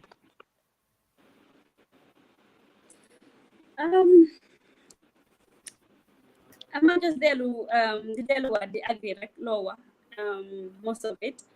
I think on the Women's Day, correction, I think I saw the First Lady on a forum, on a Women's Day forum. They were having a forum talk, and I think she was invited in there. But I think it's really good when you get to because the police and they cannot be everywhere. And policy saying they're not comfortable. We don't send salary back no tuti. Maybe in a bribe here, to be honest, because I'm not look idea I'm to face in the and I don't know what extra benefits they have in place for them. I think the same salary warning could guess what. So at the end of the day, they will really reduce the bribe because so we say time again if you respect the activity. Because most of the police respect it comes from you. So ñoom la war a jëkk a commencé. So we say na ñi si ñoo defar ñi ñu ngi yàq police yi ñu ngi go by the rules ñeneen ñi they are not going by the rules. So that becomes a problem. So people get confused. They just think that everybody is the same. Police yi benn lañ waaye am na ñoo xam ne ñu ngi def seen liggéey they going by the rules and stuff. Man keroog romb naa benn police hardly they stop me but I was so happy that at least can stop na makero just to confirm that I mean my glasses were manufacturer tinted. Which was good. We definitely but don't can dafa na jigéen la xam nga media ka harma bay ko but I was so happy that at least thank God for once can stop na. That's what they should be doing. They should be they know what about the same but I think that also yeneen policy yoo xam ne the bad routine ones pour dem rek am na ñu baax ñu bon so am na ñoo xam ne moom foofu lañ bëgg a teekee and ñu ngeen not ñu bari so that shouldn't be because of ñu war ñoo judge the whole force ne ñoom ñëpp a bon and ñoom ñëpp a mel ñu mel so I think that they should collectively have a sense of responsibility pour ñu mën a xam ne tamit when it's time to work is work suñu bëggee ñu ñaan nit ñu ñaan waaye ñaan bu ma dul nangu moo nekka you're making people vulnerable because yaa ngi am soxla si ñoom yaa ngi téye seen kayit yow obviously soo ko ñaanee dina la jox xaalis ñaan boobu moo tilim loolu I'm not agreeing to that. I think they should really ñu bàyyi loolu and we focus ñu def seen liggéey of course askan bi dinañ jàppale dinañ leen taxaw ñu bari seen family police lañ seen xaritu police lañ seen papa yi police lañ so why not nit rek la at the end of the day. But yeah, to me, I think their salary should be increased and then a good package should be there for them in case something happened to them in emergency. Especially I really feel for that woman. Especially in terms of like example, kooku nga xamanteni wax dëgg ne yàlla c'est land of duty la amee accident boobu noonu they can be even hit by cars hit and run mun na moo am so mun nañ leen a jox medical treatment free look after seen families yi ñi nga xamanteni seen doom yi ñu ngi ci education bi ñu fayal leen ko ba seen yaay wala seen papa yi delluwaat liggéey and I think all these things comme li ma wax la rek moo tax always dama dee feel so down pour gis jigéen yi into office and they are not even helping their morami jigéen Gambia nag li fa gis li bari jigéen ñi seen boppa they are trying to enrich themselves pour government bi su demee ku ci nekk rek nga ne comfortable naa nga rich waaye nag comme li ma wax rek yàlla lu mu yor lu jeex te nag bari le barkeel le moo ko dee gën kon nag yéen ñi nekk jigéen ñi nekk office yéen ñi nekk foofu noonu dimbale leen jigéen yi ngeen xamante ne ñu ngi ci ground bi ñu ngi liggéey te jàmbaar lañ ngeen ibil leen seen bunta yi Fatou Ba Barrow mënoon a di jóg sa sol uniforme dugg ci biir jigéen yi first lady la Sadio Mballo first lady la moom tamit jabari président la su ko Sadio deful sax xëj na tam du ko mun a def lu bari parce que nag wax dëgg ne yàlla moom nekku di ron office kële lañ gën a identify muy Fatou Baba waaye Sadio tamit mun na mu jóg liggéey ci suuf loo xamante ni tamit nit ñi dañ koo gën a respect forever su ko defee seen legacy bi seen jëkkër di wax ne duñ nangu seen legacy mu daanu seen legacy di daanu ak képp koo xam ne Rohi Malick Lowe jigéen la duma ko bàyyi parce que suma sista la moom itamit jigéen la mu nekk di first mayoress bu jigéen mu toog ñi ñëpp war nañoo mun a jóg International Women's Day Gambia rek laa gis International Women's Day sala both the media and women in office ñu dee neglect seen jigéen ñi seen moroomi jigéen ñi Gambia rek laa ko gis media houses yi gisuma ñu bari ñoo xamante ne def nañ plateau yi pour war a mun a célébrer jigéen ñi ndax loolu du añaan sa sala parce que jigéen they are doing very well xëy na mun ngaa invite Sala Ndiaye nga lekte ko naka la starté fan la ñëwee wala nga invite Eva Sarr def na bu yàggul li nga xamante ne mooy you are what you donate génne na ci xaalis bi moomu ko mu ngi ko yóbbu ci lopitaan bi yi ci bari dama dee gis sax ndax du añaan ñu ne neen te suñ toogee ñu naan women empowerment sala léegi-léeg nga gis jigéen bu ci mel ni ki xëy na Fatou Camara dinañ wax ci xedos awotam bi wala nga seet jigéen bu mel ni ki Fatou Touré wala nga seet jigéen bu mel ni Chan Kan Sey Touré moom wax dëgg ne yàlla iya bi iyam la moom gis nañ ne tamit awoot nañ ko ñiñ war a célébrer duñ jeex sala waaye lana ta media house dee toog no celebration du dee am nga war a gis jigéen buy try nga bëgg ko interview nga laajte ko lana tax muy def lii waaye dafa mel ni sélectif sax dafa am ci di Gambia media ku la neex ku la safoo wala ki nga xamante ne xëy na fi nga ne mooy def boss bi moom ngay jël not to nit ki li moo liggéey or the impact bi nga xamante ne mu ngi ko am in the society or mu ngi ko create si society bi and I think this is absolutely wrong and we have to start pour ñuy jàngee si suñ naataango yu nekk ci biti let us try to celebrate each other moo tax su ma gisee ñeneen ñi naan women empowerment International Women's Day romb women empowerment ñaata media houses online media houses ñoo nekk indi Gambia so far sala there is a lot gisuma kenn ñu bari ñoo xamante ne xool nañ a plateau pour celebrate an individual woman tey yëg na suñ ne woon media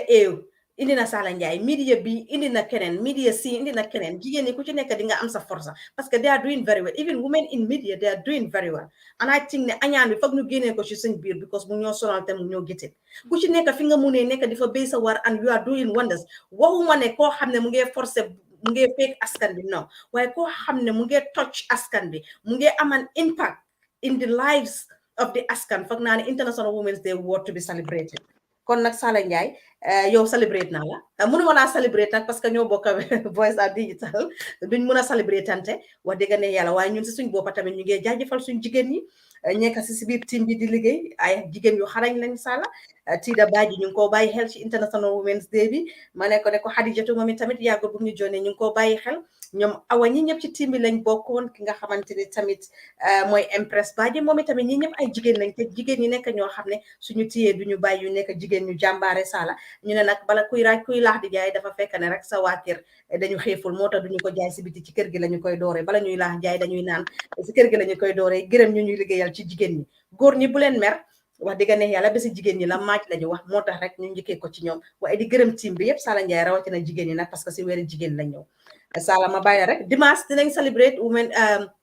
maaj la ba tey Mother's Day dinañ ko celebrate ci yéen ñi nga xamante ne seen yaay yi des nañ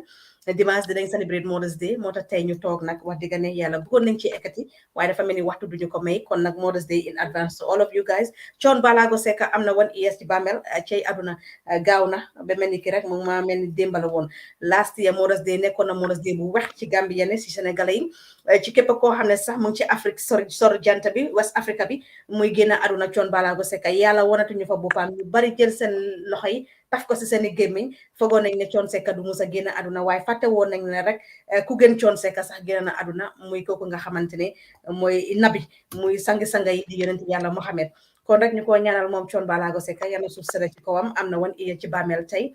ci fan yële passé ngeen jégal ma Sala ñu ñëw ci bala maa ñëw ci Heroes Award bi ñu ñëw ci jigéen ñi International Women's Day bi lack of celebration bi nga xamante ne media house yi ñu ngi ko celebrate seen moromi Gambien yi seen jigéeni Gambien yi foog naa ne women empowerment fii lañ war di ko doon gën a gisee online media houses yu bari waroon nañ di mun a celebrate seen nit ñi seen jigéen ñi seen jàmbaar yi nekkul rek sax jigéen ñi nekk into media am na jigéen yoo xam ne ñu ngi ci kër gi ñu ngi sëy saala fu dara nekkul ñi ñëpp war nañ la mun a génn moo tax ma ne Gambia media bi benn boor rek lañ dee xoolee seen vision is just short-sighted duñ dee try pour expand a little bit because International Women's Day waroon nañoo occupy YouTube bi kenn moomu ko di fa ba ma ay vidéo bu media house pare media house bi ku nekk nga mun a am looy seetaan waaye nag dañ dee jël rek borom lam yu diisi bu ko leen a wane te ñu ci bari borom lam yu diisi defuñ dara nag ci réew mi Fatou Camara moom si boppam dinañ ñëw si Heroes Award bi waaye bala ñoo ñëw Sala rek man laaj la rek lan nga gisee International Women's Day bi ak lack of celebration bi nga xamante ni Gambien ni media bi sax laay wax ñu ngeen laaj di ko celebrate jigéen ñi pour empower jigéen ñi especially si seen weer ak si seen bés.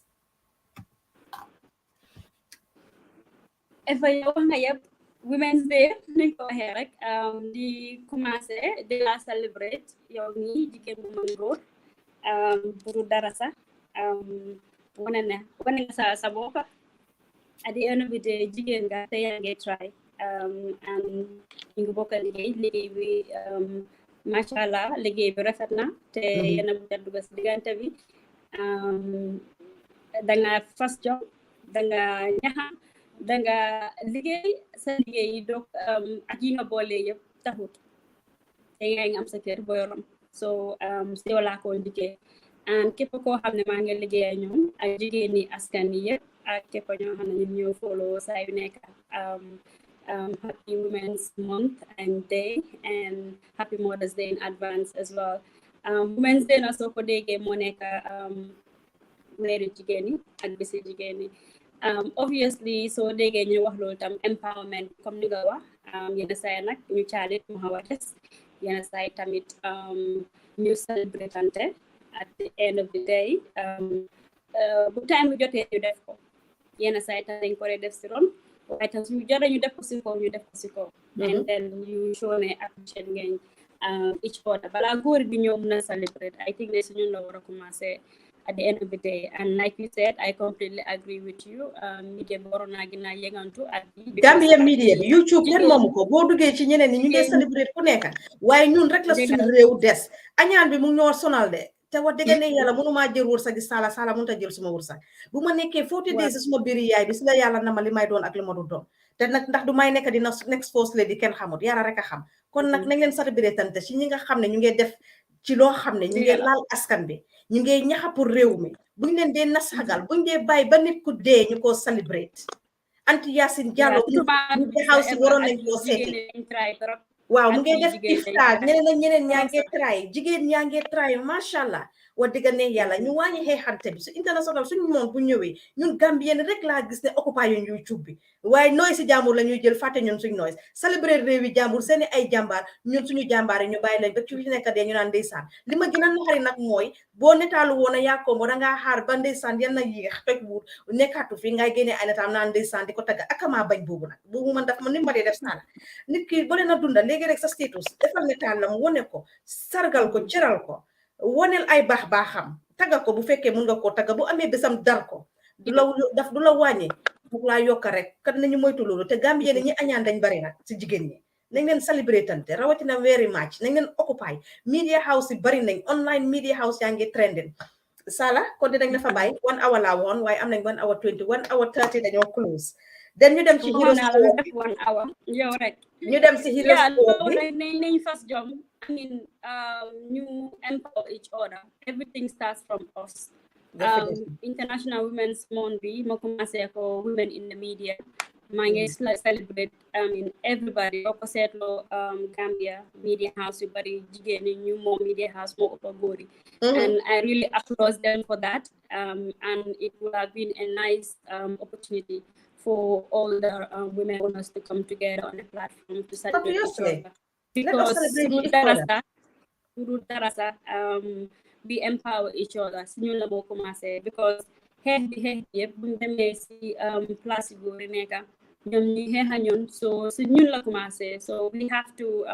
yenn saa yi sax mun na nekk ñàkk a iñaan xëj na ñàkk a xam la ak loo dundut ak loo miinut xëj na tamit noonu non la Sala yaree bañ naa tamit de Sala nekk maa jikko bañ bu bon añaan la yéena yi añaan la Eva duma ko may ker te Eva nag wax dëgg ne yàlla ko njëkk a may ker media mayu ko ker man sama tur bi rek keri boppam la sama tur bi rek boosi mooy boppam lan la Eva bës dafa dafa raat may bës Eva rek Eva Eva Sarr duma rek ko may bës waaw duma ko may boos bi la ñuy bañ Gambien bi dangaa dégg duma ko may relevance te moom si boppam wax dëgg ne yàlla li nga def moo la ko daa bul añaan su advertisement ñëwee nit jox ma ko dénka ma ko dama ko dee ne jox ko Ulay Jaw moo ma ko daaxaa nañ moytu añaan bi ku nekk fi nga munee fi la sam nit sutee rek won ko léegi-léeg dara mu ñëw mu nekk digital study wu ma digital ma ne la jox ko Sala Njaay moo ma ci gën a xarañ ku nekk rek fi nga munee la fu ma munee kenn xam ne ñëpp xam nañ fu ma munee bu waxtu jotee ma dugg ci biir ambiance tagga la dama lay tagga du ma koy tagga sax bu ma lay tagga sax du ma ko tey parce que nag foofu laa munee keneen ak keneen foofu la munee Ulay Jaw yow it ma ngaa sargal ci International Women's Day bi bu baax a baax amoon naa contract advertisement muy voice ma record ko ba pare ma ne ko déedéet xaaral Ulay mu defal la ko mu jël xaalis bi fay ma ko ma jël ko jox ko Ulay bu ñu añaan ku nekk rek fi nga war a mun a nekk li nga mun a def am nga ko ba pare let us have confidence in each other yow di nga wig fii Sala dina munee fii Sala dina wigee fii yow di nga munee fii den su ko defee ñu noonu pusante kon rek mi Gambia media bi boobu rek des na tuuti ci media bi laay ñëwee tey Sala Njaay Fatou Camara Awo Dambe ñëwaat na gëj nañ koo gis 2 years ñu jaajëfal ko waaye fenn rek la ñoo cof parce que duñ ci dugalu baax parce que comme li ñu wane rek Fatou xam naa ne dina wane Eva moom daf ma dee yàkkamti wala Eva daf ma dee yàkkamti pour ma def dara rek waaye bi yoon du ma ñëwee foofu noonu Camara lu ñu njëkk a gis rek Sala mooy opportunity bi nga xamante ne Youssou Ndour joxaat na ko di Gambian media Fat Samba sorry nekk Gambia Talents kudos wax dëgg ne yàlla takkul nga ko very well kenn moomu ñu nag lu ñu neex la ñuy seetaan bu leen fi defee erreur dañ ko wax bu leen neexee Pa Ousmane Diop gisee ko ne ko dañ ko tagget business am la bu leen neexee keneen gisee ko leneen affaire am la waaye nag li ñu gis rek la ñuy mun a teg waxtaanee ko job well done Fat Samba International Women's Day la ma ngi laa célébrer yow tam sa bosi boppa yow Fat Samba góor bi ci airport bi ni mu ko laajee bëgg ko woon a uyu waaye Fat Samba takul na question bi very well nax na ko ba góor bi wax na te teyu ko kon Fat Samba jaajëfati mun ngeen a seetaan vidéo bi mu ngi foofu noonu YouTube Youssou Ndour Sala ci Heroes Award bi ñëw na mooy di first Senegalese artist boo xam ne international artist laay mun a wax Senegalese boo xam ne nit ñi ràññee nañ ko mu try pour waxaat di Gambia media so far Sala what is your take bi nga gisee loolu noonu so ñu ngi gërëm waa Heroes Award ndax ñoom ñoo ko facilité ñoom ñoo ko organise kenn xamul parce que nag li ma wax la yow mi indi Youssou Ndour am na noo ko waxee rek dina wax ak sa doomi réew waaye am na nooy defee Youssou Ndour riiduloo contrat bi waxuloo moom media houses suñ ko taalalee micro du bugg a wax dafa feel too big te Youssou Ndour nag it's so professional moom lu rek moo ma neex si affaire am képp ku ko taalal micro rek dina bugg a wax ak yow parce que nag amoon nañ ko fi England te pare woon na tam pour wax ak Gambian media bi xeebal ñu ku ñu xeebal tuuti mooy Wally Seck moom la Gambien di taalal micro te du leen uyu dëgg neexul jabaram ñëw na fii man suma boppa taalal naa ko Mike faalewut ma boobu kenn waxuma ko man maa ko seddal suma boppa noonu laa ko rombee di live video is on mu ngi foofu noonu benn tey faruñ ko mu ngi fa kon Sala Youssou Ndour nga xamante ne yàgg naa bokk ci ñiy xeex li tey ñu gis Youssou Ndour génn si di bugg a wax ak Gambia journalist yi online media yi so far Sala bi nga ko gisee lan la def ndax kontaan nga ci ndax des dafa des no I mean dëgg kontaan naa si moom at the end of the day nit ki soo ñëwee si dëkkaam nga wàcca ànd ak moom man loolu laa gëm because at the end of the day suñ dëkkalee ñëw so they have to be a bit more flexible with us loolu rafetlu naa si lool and obviously journalist bu gisee opportunity then they will grab it and loolu tam dafa des nit ki nite na wala nite wut and judging by that looks like Youssou Ndour dafa nite mënoon na ko tell off du ko wax yooyu yëpp ko defut loolu noonu so I think wane dafa ne dafa nite which we really appreciate because tamit lot of the time we have a lot of problems in that international artists they don't know in their full band, their full media houses, their full cameramen, everything they could indie at the end of the day. And most of the time that they next supposed to promoters. So for now promoters it time not time they need finance and guarantee duty at the end of the day. because nit yaa ko fi indi yow yaa ko fay, they need to go by your terms. Why just because da nga bëgg a xaalis rek moom yow you go by their terms. Lii lay def, nit bi lay indi, lii laa bëgg, hotel bi laa bëgg, bëgguma media house, bëgguma lii. I think we should move from there, and promoters, let them be strict, let them give them the rules, what they want, and it has to be by the rules. Waaye nga ñëw ba fii yow nga indi sa own media, indi everything, nga ne fii kenn du wax yow. So I think ne loolu that's not done. We need to move from that. But from Youssou Ndour's side, I think this is what we wanted. Definitely one and nit. And at the end of the day, tamit he's likable. At the end of the day, foog naa ne lii lañ doon séntu si moom, séntu moom anything different. Xam naa ne opportunity la xëy na journaliste daan am rek nekk one to one ak moom, waaye bu doon dem nga ba gis ko rek xëy na tam na la ko yombalal, waaye xëy na lack of contact bi tam rek nekk problème di barrières, xam nga xëy na ñu leen indi restrictions yi ñu jege nit yi ak yooyu, waaye ñoom seen boppa nit lañ mën na nekk. I think going forward, promoters, you indi artists, let them be open and know that they have to be flexible like a little bit. Yeah, Eva, well done to Youssou Ndour. I think he came, he played, and he went, and like the questions, answer nako, and dive in dede man RTS was my interview, man TFM was my interview. Definitely golu eketun baga, and I think that is what we need. Muy Wali, muy Vivian, ñom ñep, I mean Wali, I mean they gonna am ci dëkk bi, and Vivian is coming, and ñom ñep, so let them be open and stuff. Yeah. And most of the time, it's just the big ones. Yeah, but I'm not I mean, they have access. People just talk to them, but it's just the big ones. Didn't go speed up because of time bi waaye ñu ngi rafetlu Youssou Ndour mu def vidéo bi mënuñu koo jot waaye mu ngi on YouTube comme li ma wax rek YouTube moom ku ko fa ba max rek ñëpp jël alali ñëpp la kenn moomu fa so Fat Samba Youssou Ndour mënee jàmbi sax wax na xeeboon na Fat Samba xool na ko mu xeeb ko comme liñ la wax la dañoo seetaan vidéo waaye dañoo seet every angle of it seetuñ lu neex wala lu neex bi wala lu neex si wala suñ taxawee naan why is he or she always trying to follow us our media house déedéet lu ñëw gis la di ko seetaan su nécessaire ñu wax ci dinañ ci wax li ma dee wala rek the owners of the media houses ñoo war a am some maturity boo xamante ni ñoom seen boppam ñu understand the game xam ne kii su si débat yee nekku ne xëj na daf ma toppa wala dafa amaan agenda against me xam naa ñu bari dinañ xam fi ma waxee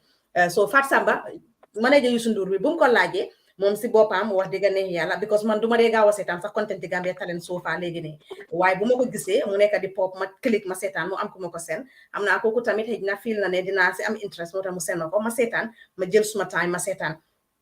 bu ma ko seetaanee manager bi dafa bëggoon a disrespect Fat Samba sax xool ko ci kaw ba sof naan ko ban télé la nii ban la Fat Samba naan ko Gambia Talent xaw ma lan bu ma ko woon a understand moo laa woon ne benn tey xeebeel bi mu ngi fa sala between the Senegalese and the Gambians benn si suñ présenté si tam la dee nekk pour ñu xeeb leen Youssou Ndour du xeeb kenn wallahi lal azim Youssou Ndour xaw ma ko de waaye nag ñu ne bala ngaa xam sa waay yegal kenn Youssou Ndour du xeeb kenn te Youssou Ndour bu mu ñëwee toog ak ñi nga xam ne Fatou Camara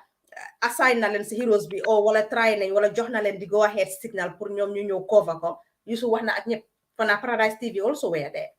you know waaye ñun tamit suñ journalist yi ak suñ présenters yi nañ they try also they put themselves together Youssou Ndour su moo ñëw Gambia ku nekk xam na Youssou Ndour ban maxaama la am international ñoo ko recognize Youssou Ndour du ala baadola du ala fuus du ala paca paca su Youssou Ndour booy ñëw man laa wax man Eva bu ma du lekk sa du ma lekk waaye dinaa sañse ba Youssou Ndour dina xamante ne am na xale bu ma tiim de dinaa def ba mu tekkase bu laajee bu ma lekk waaye nag ñu maa fay suma salaire mu óoru ma ne man bokk naa ci ñoo xam ne may dem airport wala taalal Youssou Ndour micro moom itamit bu ma gëstoo rek foog mu wax a man parce que maa ko njëkk a attract sala may njëkk a woon ko lu boo xam ne dama ko attract pour mu wax a man manager Youssou Ndour bi nag dinañ ko nangul bi yoon waaye bu beneen yoonatee bu ko defee rek dinañ daanu ci kawam te dinañ dal bu métti parce que nag jamono digital lañ nekk kenn moomul kenn lu leen naxari ñoom dañuy génn ak kaas ko mënu leen a ñëw suñu réew te loolu moo ma neex si Youssou Ndour du akki moo yëpp du jël fefe yéen ñii liggéeyee Youssou Ndour nag ngeen war a mun a mel ni Youssou Ndour seeni njiit dafa ñëw Gambia suñu réew la ñoo ko moom sénégalais yi jiitewuñu ñoo moom suñu réew yi boppa di doxal suñu réew suñu boppa boo leen ñëwee suñu réew suñu ay media taalal leen micro moo xam question bi am na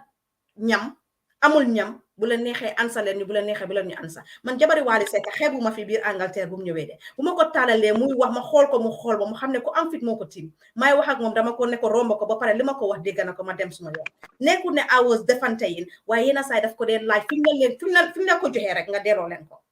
waaye nag complexe bi tam Sala léegi-léeg si ñun Gambien ni moo dee tax ñii dee behavior ni ñu dee war a mun a behavior yéen a saay ñun tamit ñoo ko dee def because ñoo dee am seen complexe ba nga xamante ni fàtte nañ ne ay doomi adama lañ fàtte nañ ne bu dara du dara am na fu gaay jaaroon ba tey dara di dara fàtte nañ ne ñun bokk nañ ci ñeneen fa ñu am dat complexe moo dee tax ñi ci bari duñu dee xeeb ci ñëm waaye ak ñi ñoo xeeb la parce que man tasee naa ak Bakkan Seka ci jalimaari bi waaye dama ko taalal suma micro rek dafa waxaman parce que dama laa xool ni nga mel ma riit la bu laajee ma sanjaafu la bu ko laaju dak maa moom suma boppa te kenn du ma disgrâce si biir géew ak si biir ndaje parce que du ma ko may kenn amul ma xama boy toll bu doon Youssou Ndour la sax fi mu ma ko daajee laa ko koo delloo waxatuma la nag ay rogo yu nekk ci gannaawam kon nag ñu ne tamit nañ gën a gëm suñu boppa présenté si journaliste yi gën a gëm seen boppa te bàyyi dogo bi Youssou Ndour nag ñu ngi koy rafetlu lu mu def noonu waneete na boppam ne saay bu nekk rek mu ngee dox ci professionnalisme saa bu nekk mu ngi dox foo xamante ni fu ko askan bi expecté te Youssou Ndour nag musuma koo gis mu ñëw Gambia mu wàcc sarta yépp ci yoon la koy teg xëy na su ma wàcc sarta sax si suuf la moo nekk waaye nag comme loolu lañ dee war rek Sala naka lañ ko dee waxee su dee ay naxaate la sax na neex bu dee Youssou dafa nax askani Gambia sax waaye na neex na nekk loo xamante ne askani Gambia dinañ ci gis seen boppa te dinañ ci kontaan kon nag Youssou maa jigéen waneti nga sa boppa wax dëgg neex yàlla kudos rek la ñu koy wax rafetlu nañ li nga def ñëw xeebaluloo ñu suñu réew xeebaluloo ñu suñu média yi ñu toxa am ni parce que bu ñu ne média ne Sénégal la dinañu ko njëkk a am waaye tamit rafetlu nañ li nga xam ne jël nga di opportunité pour wax ak suñ doomi réew ñi nga xamante ne talal nañ la micro ñëwuloo bu la neexoon nga ñëwaat TFM seen équipe parce que am nga télé woy nga benn bu ma amoon télé woy nga ba am télé te bu la neexoon nga ñëw sa équipe ne leen duma leen wax wala duma leen tontu waaye ba tey Sala fi nga daanelee foofu lay jógee muy producer si muy promoter si ak ñu mënti doon ñi nga xam ne ñoom ñooy oo ñi ñoo war di read contracts ba pare comme li nga wala man mënumaa nekk sa boss nga tegal ma sa yos man nangu ko man ma tegal la suma boss nga bañ koo nangu Fatou Camara tam bi yoon gis nañ ne media house yi ñi fa nekkoon xal nañoo bari wuñ waaye nag next time ñu ngi ko wax ne ko rek mu gën koo yaatal parce que Fatou tam nekkul cuune ci biir réew mi na def li nga xamante ne mooy open invitation ku bugg a ñëw mu ñëw ku buggut a ñëw mu toog kiram waaye nag farfarloo bi tamit ñu bàyyi ko génnee ko na seen invitation Heroes Award la Fatou nekkaatul ku ndaw ci réew mi den su ko defee ñi bugg a ñëw cover dinañ ñëw cover ñu buggut a cover dinañ cover parce que nag ñu ci mel ni ki Voice Out Digital ñun duñ dogo ci gannaaw kenn parce que nag ay jàmbaara te dañ gëm suñ boppa te jigéen ñi kese ñoo ko sanca te jigéen ñi ñoo ko moom muy jàmbaari jigéen ñi nga xamante ne ñoom ngeen a gaakaar lool ni ñun duñ toppa kenn wax dëgg parce que dañ xarañ nag xam lu ñuy def teg ko ci yoon ba pare nag teg ko ci li nga xamante ne tamit mooy ci era bi kon Fatou next time nga gën koo yaatal di gën a rafetlu nag li nga def opportunity bi nga jox soo faani online media house yi pour ñu mun a am at least su dee one line interview la ak Youssou Ndour sax rafetlu nañ ko Fatou Samba ni nga comporté sa boppa well done wax dëgg ne yàlla ak manager Youssou Ndour bi parce que demoon naa ba mer wax dëgg ne yàlla meroon naa trop am na nee na nu mu doon def kooku dinaa ko doon xas parce que nag duma ñu doo ñëw suma réew di xeeb suma doomi réew ak ku munti doon rek duma la ko nangul yow mi nga xamante ne yow yaay gan ñu xëjal la si suñu réew nga ñëw suñu réew te ñun suñ demee seen réew duñ ko def ak ku munti doon rek suma deret bi duma koy may waaye nag sant yàlla yow Fatou Samba takkul nga ko ba ñëw nga mbe moom sax linga na la fay na suma spirit foofu bi nga xamante ne bëggoon naa def solidarité nag ak yow damay gaaw a tànga nag su ñëwee si suma doomi réew ñu koy xeeb waaye ñun tam présenté si nañ dee préparé suñ boppa bu laajee suñ salari yi sax ñu def ko si suñu yaram nañ ko def suñu yaram bu laajee ñu dem am na ku ci nekk rek am nga ku la bugga media house boo munti nekk am na koo xam ne yow rek la buggee am na koo xam ne Fatou Samba rek la moo bëggee am na koo xam ne Sala Ndiaye rek la moo bëggee am na koo xam ne Eva Sarr rek la moo bëggee seen ko message gannaaw ñoom suñu la support nañ leen forcé ñaan nañ leen ba max ñaan bi nga ne ko lii ak lii laa soxla dama am event bii nii ak lii soo ma mënta yónnee mu ñëw rapidement yónnee ma xaalis bi ma jënd ko digga neexul waaye ñun tam nañ dee spend si suñu boppa nañ dee prépare ñu defar suñu boppa laataa ñuy taxaw ci kanami ñi su ko defee rek nga xam ne xeebel bi du gari parce que gis nañ seen présenté yi fu ñuy génn rek macha allah rabbi dañ dee mën seen boppa bu baax a baax kon Sala on that note gis nañ tam ne Fatou Babaro ñëwul ci Heroes Award bi ñu ngi ko si doon expect bi la yoon gisuñ ko ci Sala xam naa ne nag bàyyiloo Heroes Award bi yow moom bokkul yoon yow da nga dee demee nii man ma demee nii we are two different personalities parce que yow xam naa ne su doon Heroes Award bi yow rek la moo xaar dina fa yàgga parce que yow du sa yëf daal du sa yëf yow kay maa ngi la déglu jékkali sa analysis bi rek. gisuma ko mu ngi bañ Fatou Camara rek yi man nag seetuma Fatou bu ma ci buggaa bu ma ci bañ liñ gis rek la ñuy wax. waaw loo bëgg a firnde foofu Eva. mais ne loo firnde foofu comme que yow mu nekk ba Angleterre ba mu nekk Gambia bi. waaw because yéen ñi dafa nekk right now mën na am sa kase ngeen xam nga rek comme mooy loolu te xëy na yow tam bokk nga ci ñi nga xam ne bëgg nga am photoshoot ak Fatou Camara xëy na moo tax dangaa bañ mu naan la déedéet dégg naa li ngeen wax soo du ma nangoo am photoshoot ak yow kon Fatou Camara gis nañ ne first lady bi ñëwut lana tax Gambien yu bari ñu ngi doon xaar Fatou Barrow pour mu dem ci award boobu waaye Fatou Barrow kana ko advice ak advice kan la dégg xam nga ni dina la advice te doo déglu advice am waaye ne dina la advice nga déglu advice am Fatou Barrow God save you yàlla moo la see parce que award boobu soo fa demoon ay saga yi laa xaar ci internet bi di nga ko dootoo ko doole ci këri àdduna parce que Fatou Camara 2 years ago daf la humiliate amul lu mu deful bi yoon mu ñëw ñu war laa gis nga dem fa gis nañ ngeen def ay netaal which is okay parce que nag ku xuloo ku nekk war a mun a juboo waaye nag caractère yaa koo may sa bopp ak classe rawatina boo nekkee first lady boo nekkee première dame God save you this time parce que ñi la doon xaar pour bëggal la attaquer ak ay xas ak ay saaka su man ma waroon a toog bol ra analyse full analysis rek laa doon def ci yow waaye nag comme ni ñu wax la waxuñ ne bul dem waaye du woon at bii pour nga war a mun a dem kay bu oote yettee kay war ngaa mun a dem parce que doomi réew mi la bu demee toog ba gis ne moom Fatou Camara dafa juum pare pour ñëw liggéey ak yow pour yóbbu réew mi kay jox ko chance waaye nag métti woon na lool mu métti woon lool ñu bari génnoon solidarité ak yow Fatou Barrow kon nag xëj na loolu bokk na ci li tax Fatou Barrow demut kon nag Xhew award bi gis nañ ne Panderi Mbay tamit award nañ ko rafetlu nañ ko waaye comme li ñu dee wala rek nañ dee célébrer nit ki ci bu muy dunda bala muy dem ba génn aduna papi Panderi nag ekkati na fa kàddu yu rafet ñu ngi ko koy ne ko wax dëgg Panderi dafa deserve award boobu noonu parce que nag réewam tax na liggéeyal réewam tax na ba mënut a teg tànkaam Gambia benn mu génnee aduna ne kon nag appreciate nañ award boobu noonu well deserved award la te foog naa Heroes award bi Sala if I am right man tam dama ko dee follow tête à tête foog naa people bi ñoo dee vote isn't it? To be honest, Eva, I mean, I know nothing about this award. I think yaa ma si gën a xam sa lu bari. Waaw foog naa ne people bi ñoo dee vote so wax dëgg ne yàlla vote. Yeah, I don't know. I think they have a committee. They have a committee. Some of them I think people vote. Waaye foog ma ne yëpp la nag. So I don't know what their process is. am na yoo xam ne foog naa committee bi moo ko dee decide on. The committee bi ñoo dee decide. am na few ones ma gis ñu doon vote even by last minute vote. And I think that voting window was too close. But I would be what I want to vote. That's a little bit too late. I think next time they should have a deadline if they want to introduce that system. But yeah, I mean, apart from that, here and there, I'm not really knowledgeable about the awards because I wasn't there. But I think she did well. Congratulations to her. And I think no Fatou daanaan la lim duga rek xam nga lu ma ne si moom lu mu song rek da koy daan waaye bi yoon gisuma nag singa sami ñi nga xam ne ñoo ko daan toppa Fatou naka la ko gaay tuddee Fatou go grabam Fatou is a grabber bi yoon gisuma ñi nga xamante ne ñooy pré songa sami si gannaawam naka lañ ko dee waxee sax naka lañ ko dee waxee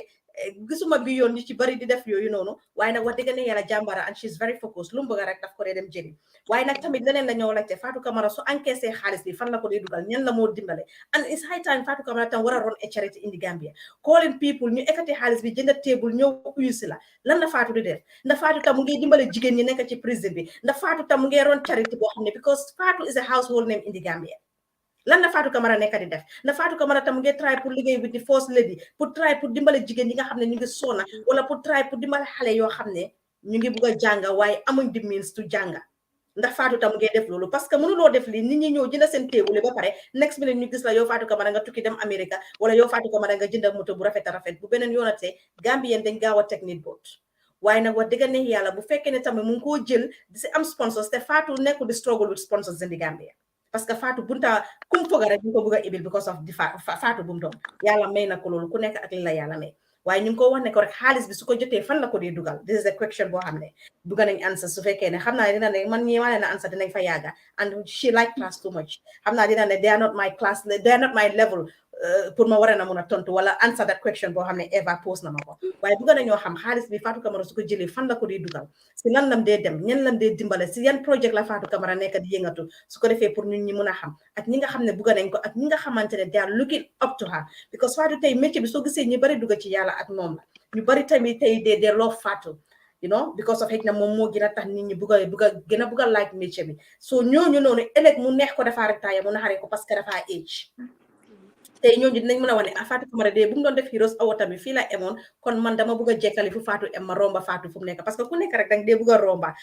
sa rôle modèle Sala su fekkee ne Sala fii la em rek dangaa ne man damaa romba Sala fi mu em parce que ku nekk rek yaa ngi look up to Sala so Fatou Camara comme li ñu wax rek waaye bii yoon tamit liñ gis si Heroes Award bi dafa xala coko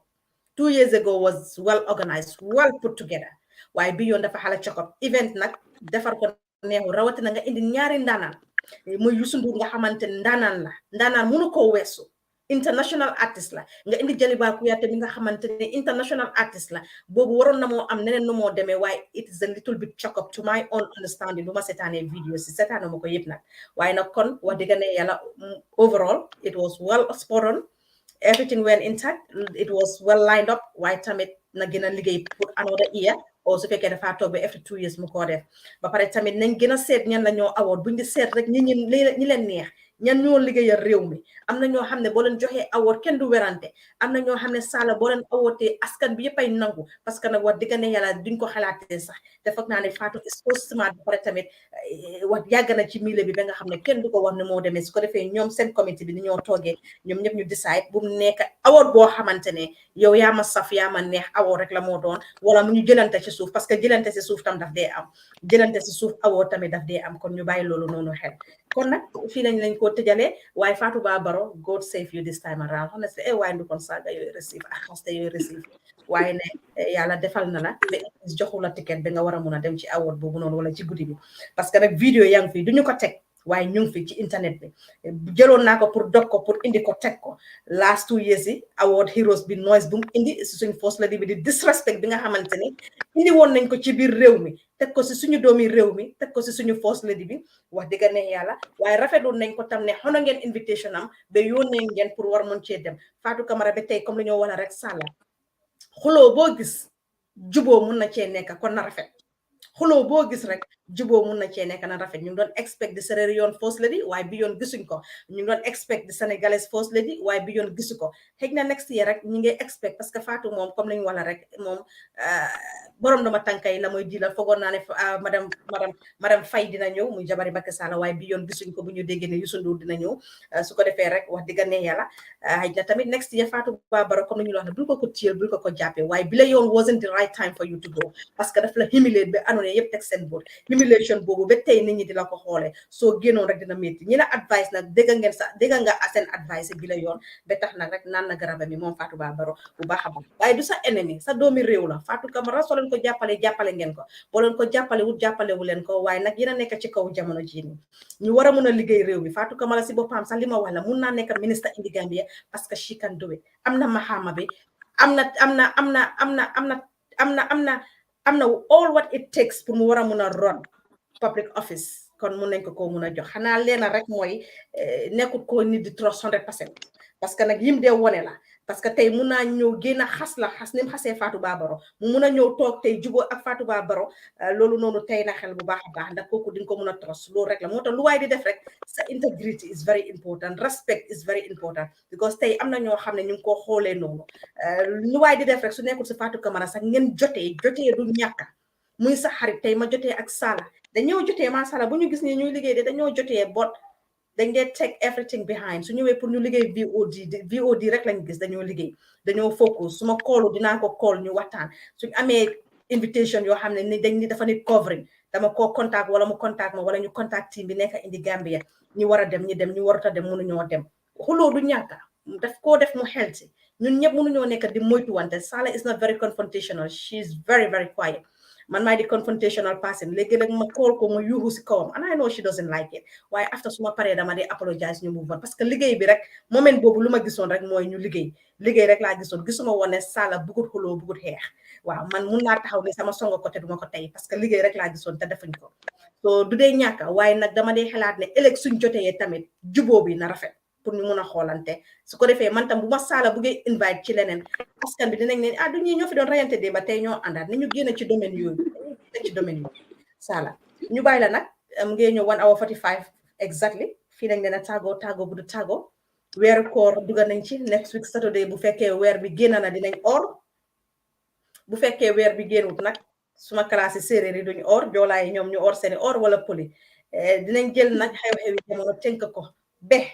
after weeru koor dinañ ñëwaat su ko defee rek ñuy indi issue si gossip news bu amee dinañ leen ko indil suñu célébrité yi fuñ dugga fuñ génn buñ jotee seeni yëf dinañ leen ko tegal ku si sëy dinañ leen ko won ku si sa sëy tas dinañ leen ko indil tegal leen ko yéen mi seetaan naan mind your business si eboo ngeen xam ne yu ci bari léegi xew-xewi jamono gossip news la moo nekka parce que loolu ngeen bugg a dégga te moom ngeen bugg a seetaan kon ñu indil leen ko suñu célébrité yi ñoom tamit fuñ munti nekk rek ñu sëy mu tas dinañ leen ko indil Saala foog naa ne suñ kii topic bi sax mu nañ ci digga mooy digga commodities te loolu foog ñu laal ci ma may la tuuti break rek ñu nooyi parce que nag maa ngi bugg a solo si wax bi ñu demaat ak ñañ ciw rek ci poliso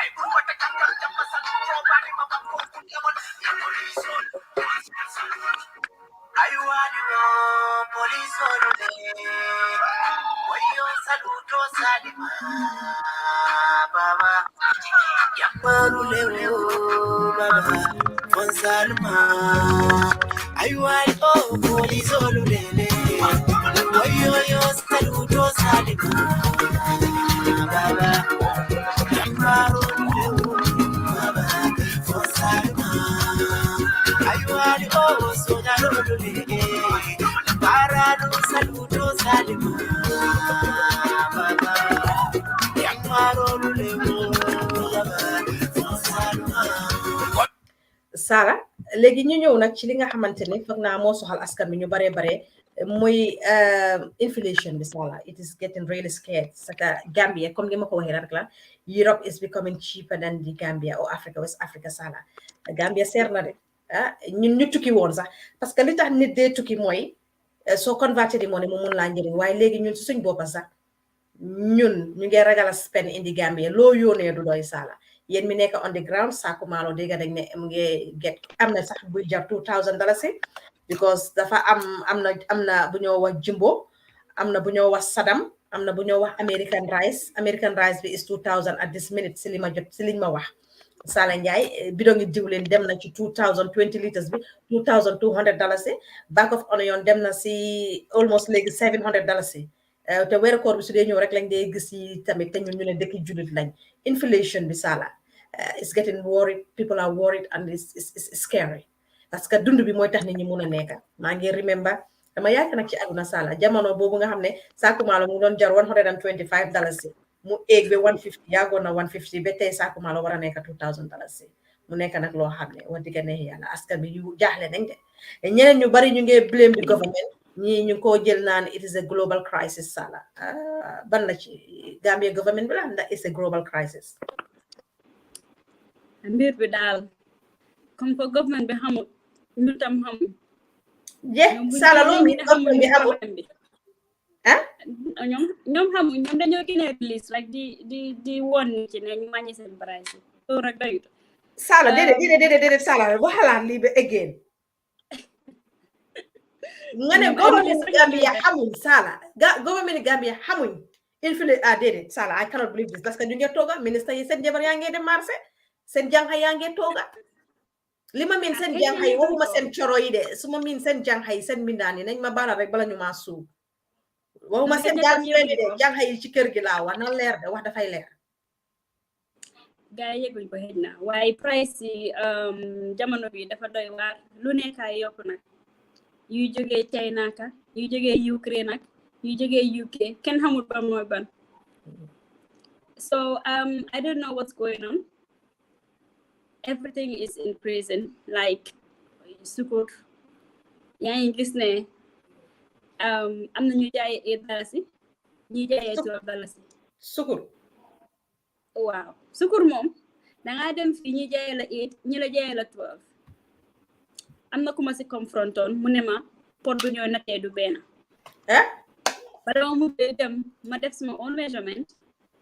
ma gis ne difference bi moom tooxa rek la and then you're looking like for $4 is difference. That's a lot.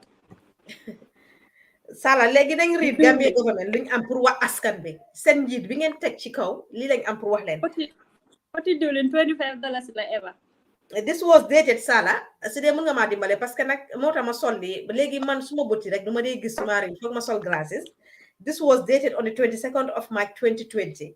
Mu ne the Republic of the Gambia Minister of Information Communication Infrastructure ñoom ñoo ko génnee GRTS building ministre bi yara kaddu wax bi moo génne woon press release bi pour askan bi Sala askan bi ñu ci bari seen bopp sax xamuñ what is happening what is going on xam nga lu gën a unfortunate ak li gën a sad mooy Gambia du ñuy follow seen news du ñuy follow seen story mu dund baa ngee dem xëy na du ñàkk GRTS elaborate nañ li si news bi waaye ñu bari xamuñ and it is so fortunate and sad ñu read ko rek bu fekkee ne dinaa ko mën a gis properly mu ne the Gambia government says deliberate price hikes are unacceptable. Yo sala nga ma wax na ñoom seen boppa nga naan ma the Gambia government xamul ñu ne Banjul ni la ko bindee mu ne the Gambia government through the Minister of Trade and Industry and Finance and Economic Affairs held a joint stakeholder meeting yesterday with major importers of essential commodities and serious mailen mara dama ko dee zoom ni hecca ko pour ma mun ko read properly parce que dafa sew fan laa emoon sax commodities laa emoon and then seriously discuss issues over the rising prices of the essential goods ba pare liñ gën a gis mooy Sala ñoom ñu ngi ko jël blame ko government bi ñu ngi wax naan Ukraine waaye Ukraine démb la seen heavy door this has been going on Sala parce que da nga dee ewu Gambie comme ñoom niñ ko waxee ci lettre boobu fanaa ñu bari gis nañ ko da ngaa ewu suba ñu ne la lii mburu bi li la moo jar ngoon ñu ne la yokka nañ si $5 te yokka bi sax duy nekk dalasi wala tulaali bar $5 lañ say teg loolu nag fan lañ ko teg ak Minister of Trade lan la nekk di def lan la naka lam nekk di taxawoo askan bi Sala Njaay yéen mi fa nekk di ko dunda parce que man maa ngi jógee Gambia February end of February 29th of February ma ñëw léegi su ma la tey yéen a bagage yaa ngi gis ne saaku maalo man li ma ko jëndee woon léegi ñu maa wane saaku maalo sadam bi aw American rice bi egg na $2,000 te man bu ma laas jënda man ko jëndee $1,500 naar bi si dama ko pressure by the way naar bi dama ko pressure ko ba ma ko jaayee $1,400 mu ne ma du jar loolu ma ne ko li nga ma ko jaayee ba pare dama bëgg a gis fan la yokkoo ci dëkk bi nga ko dee importé yokkute bi naka la amee xam naa nag mu xam ne ku smart la moo waxal mu jaayee ma ko $1,400 waaye ñaata nit ñoo mun a def loolu Sala Njaay jaaxal na ma de at this stage I don't know what needs to be done and really the government have to step in definitely because they gain a press release boo xam ne ñu jaay si marché bi duñ ko read exactly that's not enough so they should do more about it and at the end of the day tamit baadoole ñooy nekk di sona rek duñ ko mun a afford imaginal mburu lu doon jar ñaata $7 léegi dem na ba $10 exactly ñoo xam ne they have a big family naka la ñoo share loolu noonu how will they cope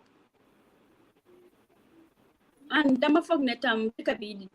jaaykat yi dañ laaj discipline in fact réew rek moo leen téye ñu bari demuñ Ukraine ñëwoon Ukraine ak Russie moo ma si jaaxal crossing border bi sax dañoo toog rek di yokk seen price yi so with this current press release bu génna I mean it's more like an empty threat empty warning it is because so demee nga téye guys si ban luwaa nga leen naa teg soo ñëwee gars ñu ne yaa ngi violate the constitution under what the Section Constitution Act 2007 on what section of that act are you break by increasing their prices and the Gambia you guys are claiming to have a free market kañ la bàyyi nit ñi di jaay lu leen neex ñu def so ñoom they need to revise their policies on how people should market their commodities waaye doo ñëw ngeen free market nga ba pare nga ñëw ngeen maa ngi la yaa ngi break the Competition Act which section of it la guy di act so it's just empty threat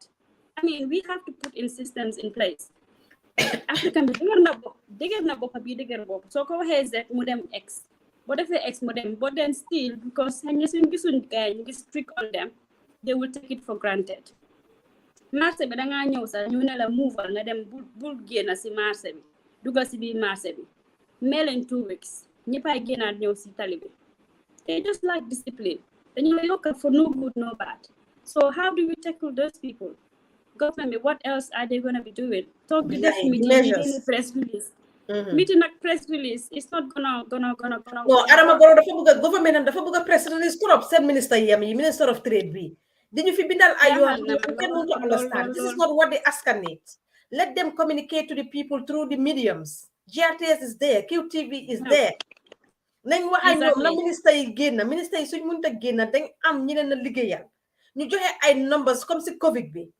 ñu naan leen ne soo leen deful li ba pare I am so shocked Sala ma gis ne tam bina nañ ne due to the pandemic. What has the pandemic got to do with this price increase? I understand it is a global crisis. Why the way Gambia ni more deme it is scary, Sala. It doesn't apply to all commodities. And exactly. Also apply as it well. to all. Apply it to all. No. The basic. No. I'm not you no. Sala ñun léegi fii ñu ngi yónnee luñ yónnee du doy ba pare emut ci loolu fu mu nekk luwaaskat yi sax yokk nañ ñu naan la dëkk bi yëpp a yokk saraxule yi sampa seen kër suma nijaay yi yëpp yokk nañ seen luwaase ñoo xam ne bil nañ ko 100 years ago bu jawara doon juddu lañ jënd seen kër ñu naan la yëpp a yokk fan nañ ko teg ak lan moo yokk buñ ko doon sampa moom nañ leen bàyyi naxante bi ak lekkante bi ñu ni neen en tant que Gambien luwaas soo xoolee moo tax ndax corruption dina fa mun a génn yow jënd nga sa kër boobu jawaram mu ngi nekk xale bu ndaw ba jawara ñëw rule génn yaay jame toog ba Adama Barrow ñëw nga naan ko léegi yëpp a yokku dama yokku suma luwaas bi pour lan xëy na ñii sampa léegi sax mun nañoo wax ne léegi dafa yokku ak lii fan lañ ko teg because moo laa woon ne Adama Barrow and his government they are not doing much to help the Gambian people and I think these are the Gambian people yoo xam ne war nañoo be very careful in selecting a leader sax koo xam ne dina leen lead si this parliamentary election parce que li nga xam ne ñoom wax nañu koy yëpp is all bollocks mënuñoo dem si askan bi dugal si ñoom askan bi jox leen seen carte yi ba tey askan bi di jooy di yuuxu mënuñoo contrôle ñoo wone mënuñoo govern di Gambia mënuñoo ron di Gambia mënuñ koo ron parce que tey UK this is not happening here yes increase am na fu nekk Sala waaye Gambia government yi ang England bi ñu ngi apply measures because fu mu nekk ni am nañ another alternative bu ñoo use because ñu ngi bañ a use Russia seen gas bi they are even thinking pour yëpp nekk electricity what is the Gambia government doing to help the Gambian people ñu indi price of rice dégg la xam naa ne ñu ci bari duñ dee béy demuñ ci tool ndax waxtu jotul ñu pump money Sala inject money ci mbéy bi ñu door di lekk suñu yos ak suñu bos it is not only Gambia this is a global crisis waaye measures yi nga xam ne gars yi def nañ ko pour takkul sa parce que ku ci nekk sa réew nga am Sala lan la gars yi nekk di def ñoom neen di génna mënuñoo wax askan bi te foog naa His Excellency Adama Barrow owe to the Gambian people because dañ ko votal pour mu war a mun a génna ministre bi toog ñoom ñu def dibéer ñu waxal nit ñi mun a xam ñu ne leen ne numbers yaa ngi nii boo leen gisee lu yokku fan yi rek ring leen numbers yi na gars yi door di liggéey Sala none of them are working honestly this is absolutely sad te li ma doon wax la rek ma ne la election bi wasn't based in the interest of the Gambian people it was a tribal election no matter Adama Barrow mu win parce que dañ ne UDP duñ fa toog parce que UDP ñeena si seen ndaw yi seeni jikko ñoo tax sax tey Adama Barrow toogaat fa seen attitude yi saaga ndey yi parce que ku nekk kenn bëggul saaga ndey ñoom ñoo taxaat Adama Barrow am the second chance but Barrow cannot lead us honestly waaye nag bu ñëpp mankoo ba ñëpp jël seen carte yi jox ko Barrow moo fi teg Barrow and Sala this is heading to a cause of alarm because dundu bi mu ngi share dundu bi mu ngi share salaries are not increasing fii west bis di nga ne yes increase nañ suñu salary April 1st private companies ñu ngi increase salaries government sax ñu ngi increase waaye lan la Gambia government di def how many youths are in work Sala edde léegi soo buggee lekka nga school $200 du fa dara nga dem si marché bi I was gonna do this program dem si marché bi génnee dépense na leen tey dama bëgg a dugga supa man ak yéen ñun dugga ko ku ci nekk ñu xool supa bi ñaata la maa kos su ma bëggee lekka bu baax dina ma kos $3,000 pour dugga ko rek jamono jooju koŋ $25 nga am kong bu mag waaye not léegi soo génnee wut 150 man dama romba jaaykati jën Sala ñu ngi jaay ay jën I end up dama jënd $500 pour jën lekka bi ñëwangu yu sew yi ñëwangu ñaata household ñoo ko mun a afford ñaata household ñoo mun a afford pour jënd jën $500 ba pare nga teg si loolu su dee diwtir nga koo def diwtir mu ngi seer li ñëw ak yooyu they have been very selfish the Gambia government Adama Barrow and co ñoom ñëpp laa wax minister Sami yeeg minister of trade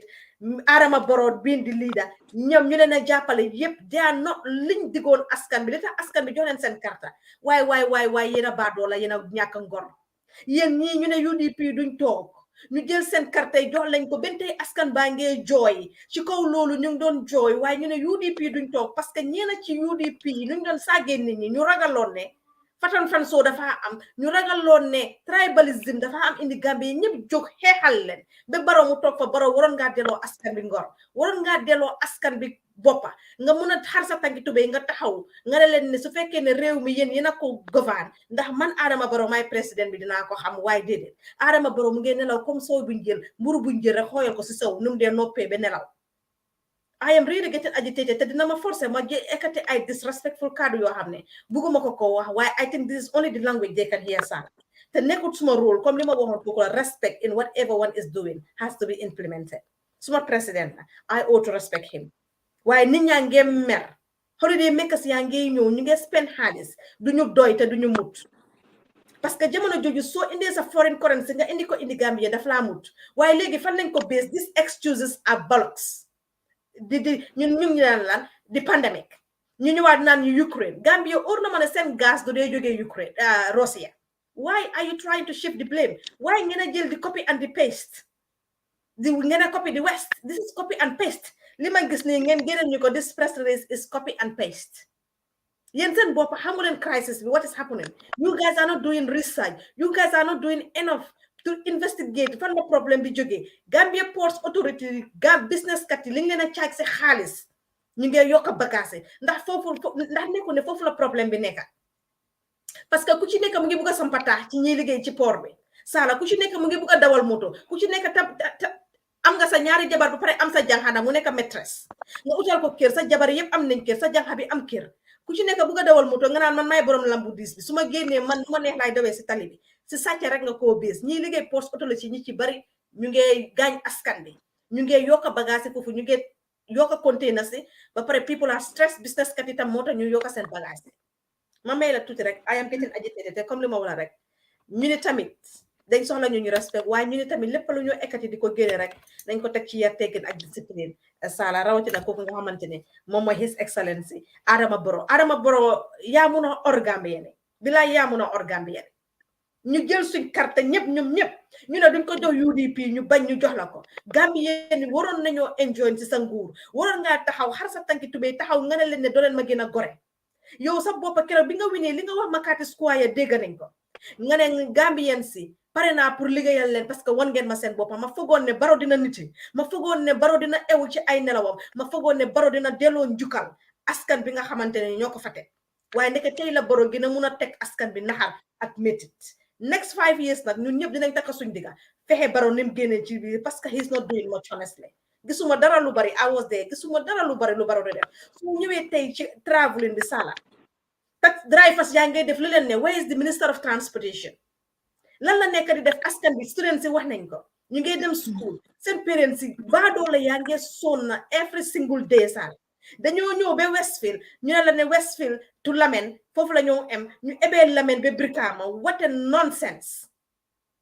ndax du lii moo taxoon ñu soxla a dictator president ndax du lii moo taxoon Yaya Jammeh was so brutal ndax du lii moo taxoon Yaya Jammeh wasn't compromising with any of these ministers ñu leen doon daxa in daxa out xam nga sometimes nit ki su defee dara rek bul gis wickedness am gestu loola tax nit ki di def lii parce que ministre yi tamit ñu ngi yaaxa di régime of Barrow parce que Barrow depuis bu mu toogee daxul kenn xam nañ ne Barrow du daxa kenn ku ci nekk rek li la neex ngay def Sala and I think that is absolutely wrong as Gambians.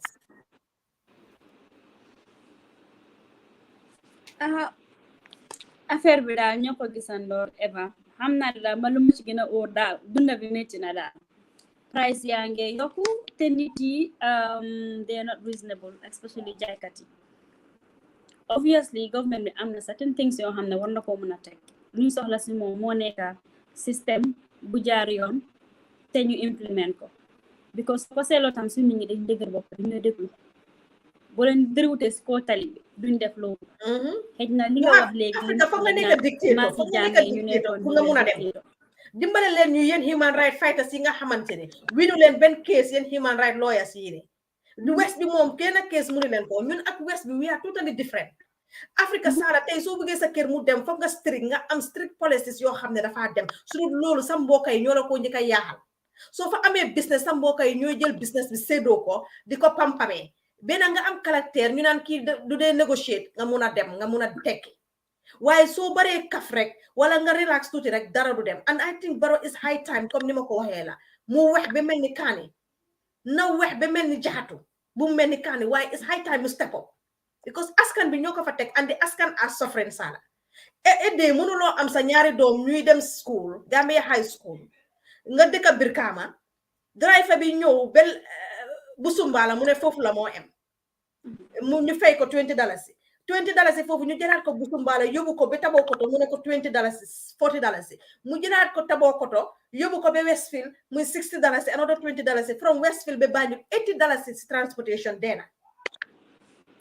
Barrow, are you trying to help the bad dollars? Where are the less privileged, Barrow? Te yow ñàkkoon nga danga musa mos ñàkk ñun fogoon nañ ni yow ak sa kabudu bi boo leen toogee di ngeen doon change face askan bi waaye tey la Gambien yi gën a jooy tey la Gambien yi gën a yuuxu Gambien yi yépp benn UDP daw laxaw si sa gannaaw jox leen seen karta parce que saaga yi UDP ñeena si seen doom yi doon saaga neexutoon ñi ci bari ñu ne nag gannaaw suñu karta mooy suñu doole ba pare tamit UDP ñeena ci ñoom déglu leen ma li ma wax UDP ñeena ci UDP members yi luñ doon wax ne ñoom ñoo fa ëppa Gambien yi woon la ne suñ boolooyee ñun ñoo leen mun te ñoo leen ëppa come on Barrow su du toon dara sax nga xool di sacrifice because su fekkoon ne rek nekkutoon loolu you are not fit to run another second term you are not fit at all academically you are not fit emotionally you are not fit physically you are not fit to run the Gambia saabu sala $17 pour saabu bu mag bi pour nga fóot mindaani yokka nañ seen price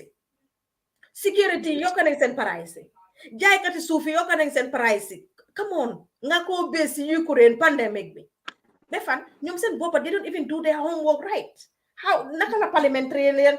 candidate boobu di ñëw def homework am right if the Gambia government themselves, all what they are good at is copy and paste, send press release, copy and paste, and journalists are not putting pressure on these people, put pressure on none of these ministers have ever been seen, Sala, for no one tackle this, what a put way forward tackling this crisis, inflation, it is heartbreaking. Gambia, it's very heartbreaking ever. I think most of it. But lu ma see yokk rek moo nekk Gambian bi ñun ñooy government dañ war a takka suñ fit ñu mun a am jom ñu mun a liggéey tamit at the end of the day because partly mostly government ñoo war a put in system to help you whatever is happening mu work ñaata yoon la gari dugga si marché bi pour seet I think we should even start having whistleblowing ñu neen suñ diggante am koo boole ñu ne la nga bon da nga iñaan bëgguloo suma business mu dem kan but it's easy to point fingers ne président bi la moo nekk at fault but président bi ñaata biir nekk la mën a dem pour train ku nekk ak jikkoom ak greediness am it all starts from the houses at the end of the day dangaa gis tey ñu soo ko seetloo si clearing the road exercise bu happen noonu road buñ clear yépp 1 month la jël nit ñi ñëwaat moo nekkuñ di déglu they not law abiding citizens li tam daf ñu affect in lot of things because nit ki tam suy defar ngay yaaxa it's gonna be very difficult to even develop dëkk bi I agree. To some extent I do normally blame the system because we need system boo xam ne it works we don't need people every time nga ñëw il ay press release meeting di du jeex imagine ACB doo leen dugal si biir dëkk bi but also we should take responsibility we cannot blame or put fingers on the president every time it's not even fair because ñun suñ boppa we have to take responsibility because ñoom suñ liggéeyutee ñun what about us what are we doing towards that No, Sarah Fufu, I disagree with you. We are here. The government is stepping up. They are doing something. They are helping the people because the people are crying. We can't do much. We are among the means to do it. Comme li nga wax la, the Gambians are yaaya daf ñu tënka ñi ci bari dañ jikko bi ragal laa wax man jikko bi nañ defar tey jikko si yi boppam dama jóg ma ne jigéen ñi ne ko ko ñu ngeen mobilize ñu dem ñu match bu ma fa nekk this is what I wanted to do may leen nañ leen jóg ñu dem ba State House peacefully let us look for a permit suñ ko amul sax ñu génna na jigéen ñi takka seen diggay dem jàkkaarloo baro ne ko ñun jigéen ñi soona nañ leeta ñu wala nga firiñu nekku ne dañoo taal wala lii and I think it's high time Gambia rek nga ko dee gis Sala yes so far Gambia is at least moo tane ci dëkk yi ma gis ba pare let us just continue to read this send press release bu chip bi nga xamante ne indil nañ ko nit ñi mu ne during the ministerial meeting the Gambia government acknowledged the external circumstances emanating from the COVID-19 pandemic and the current situation in Ukraine bollocks Ukraine démba lañ door seen xeex bi price yaa ngi doon egg di wàcca depuis kañ nit ñi di leen seetaan kii am na lu am solo lu mu wax mu ne ñun ñoo leen fa vote and I think I agree Gambians ñun ñoo leen fa vote waaye li tax ñu vote leen fa tamit I think these people they are stamping us on our back and they want to make themselves rich te li moo tax Adama Barrow sax bugg a soldaar yi Sénégalais yi parce que su yàggee rek coup d'état mun na moo am Sala and we have seen coup d'états in Africa so far parce que nit ñi puusante si man ak laay te suñ moytuwul ba military government ñëwaat indi Gambia dina xaat pour ñu ekkati leen parce que nit ñi ñoo sona te military bi dañoo ñëw pour change parce que lii moo taxoon Yaya Jammeh ñu jëloon dëkk bi because nii la meloon they don't care ñi nga xamante ne ñoo nekkoon baadoo lay Gambia soo nekkoon ministre nga rëcc yow sa famille da ngeen a rëcc bedee so ñoom military bi ñëw génnee li te moo taxoon si TRRC bi Essa Faal bi ñu ko doon wax Edward Singate ñu bari dañ mere woon Edward nanguñ ko woon a déglu li ma dee wala rek dañ leen dee déglu nu mu métti ñu bari ñu ngi mere Edward rey na kill na or whatever blood was stained am na blood stains in his hand but he was making sense mënuloo nekk sa dëkk bi nga gis foreigner yi di la overtake Sala dafa métti ñun suñ boppa ñu ngi koo dunda ñu ne the British jobs is for the British people Gambia ñun suñ dëkk sax man fii laa gën a free England fii dem suma own dëkk pour lan government bi mënuñ naa safeguard I feel safer in the UK than in the Gambia why Europe mu ngi gën a cheap Africa Gambia Europe mu ngi koo gën a cheap Sala tey a month household tey soo bëggee lekka bu correct sa famille dina teg $10,000 pour sa dépense rek lekka $10,000 pour dépense rek pour lekka ñaata nit ñoo ko mën a afford ba pare ñu ne dañ bëgg a end corruption bi salaries are not going nit ñi ñu ngi jeexal school mënuñoo am liggéey am na ku ma text mu ne most of the business people in the Gambia are foreigners what are Gambians doing that's another question Sala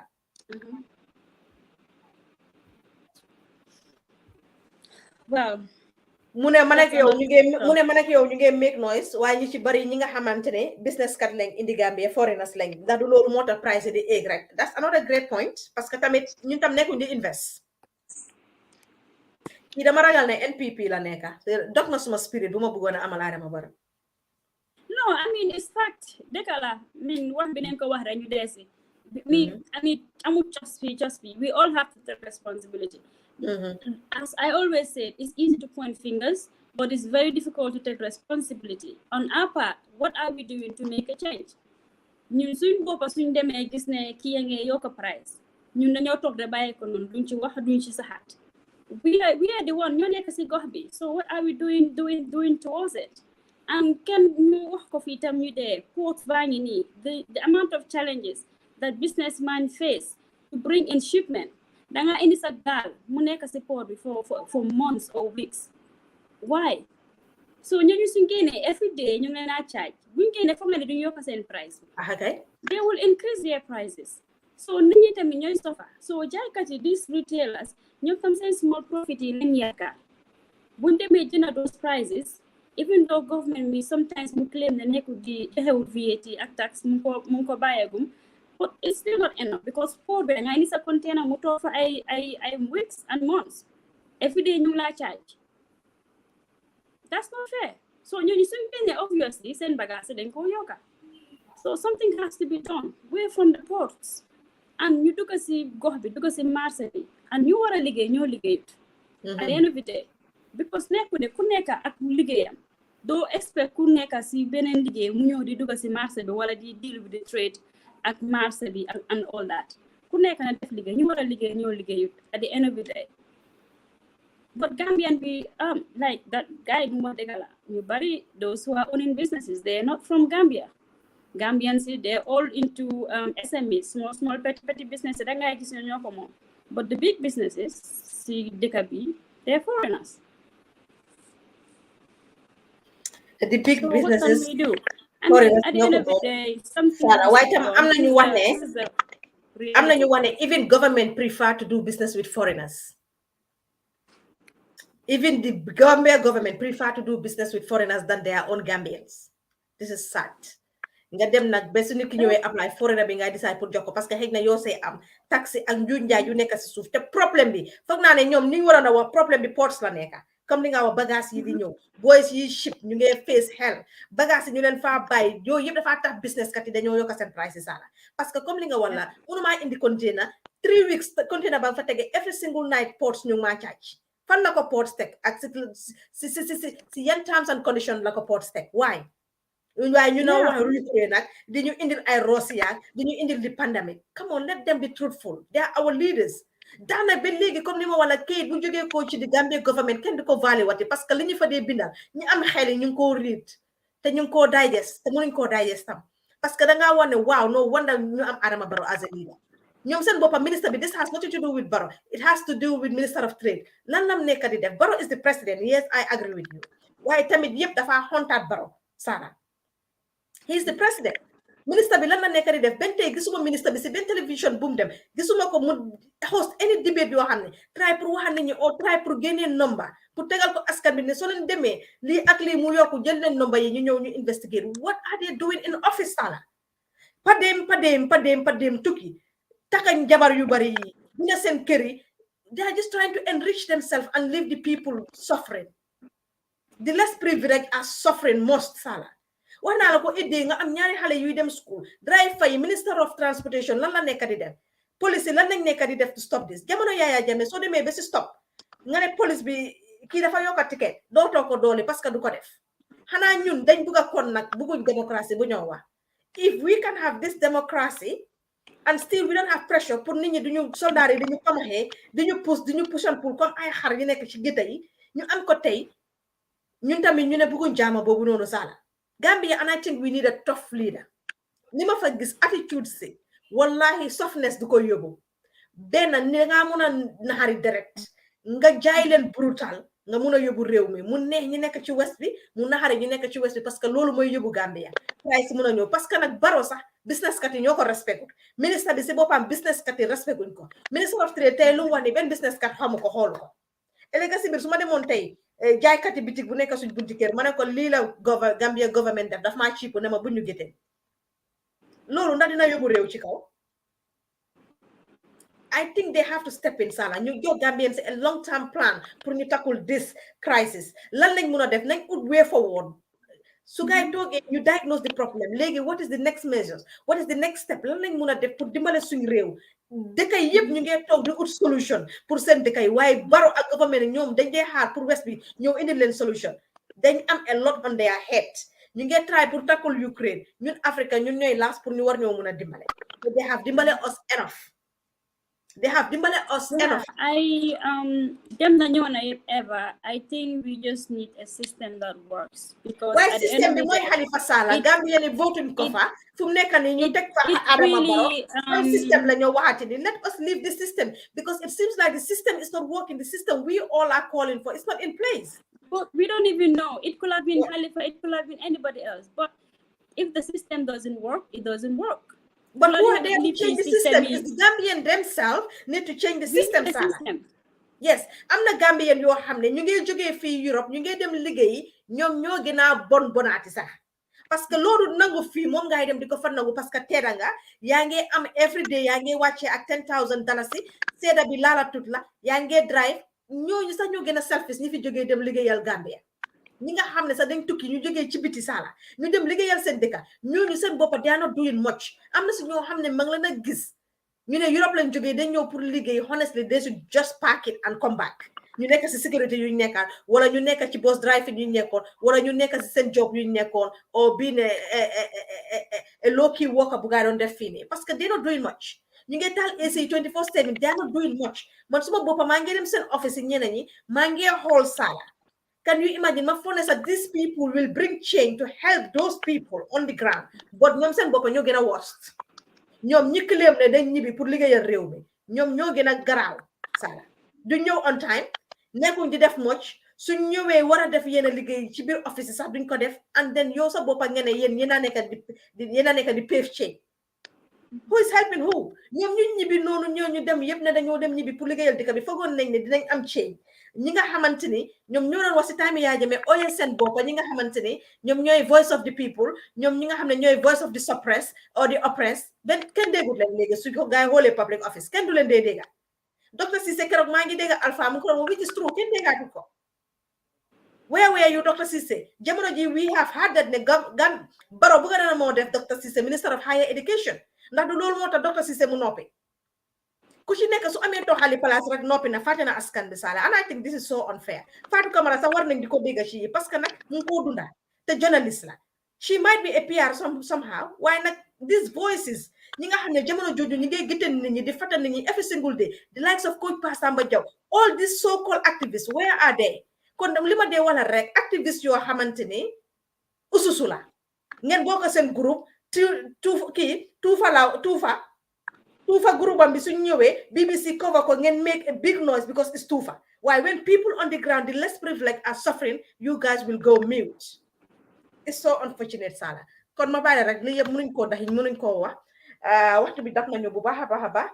dañ fay nekk di yeah I think otherwise we will get out of topic but I think exactly dañ fay nekk di yel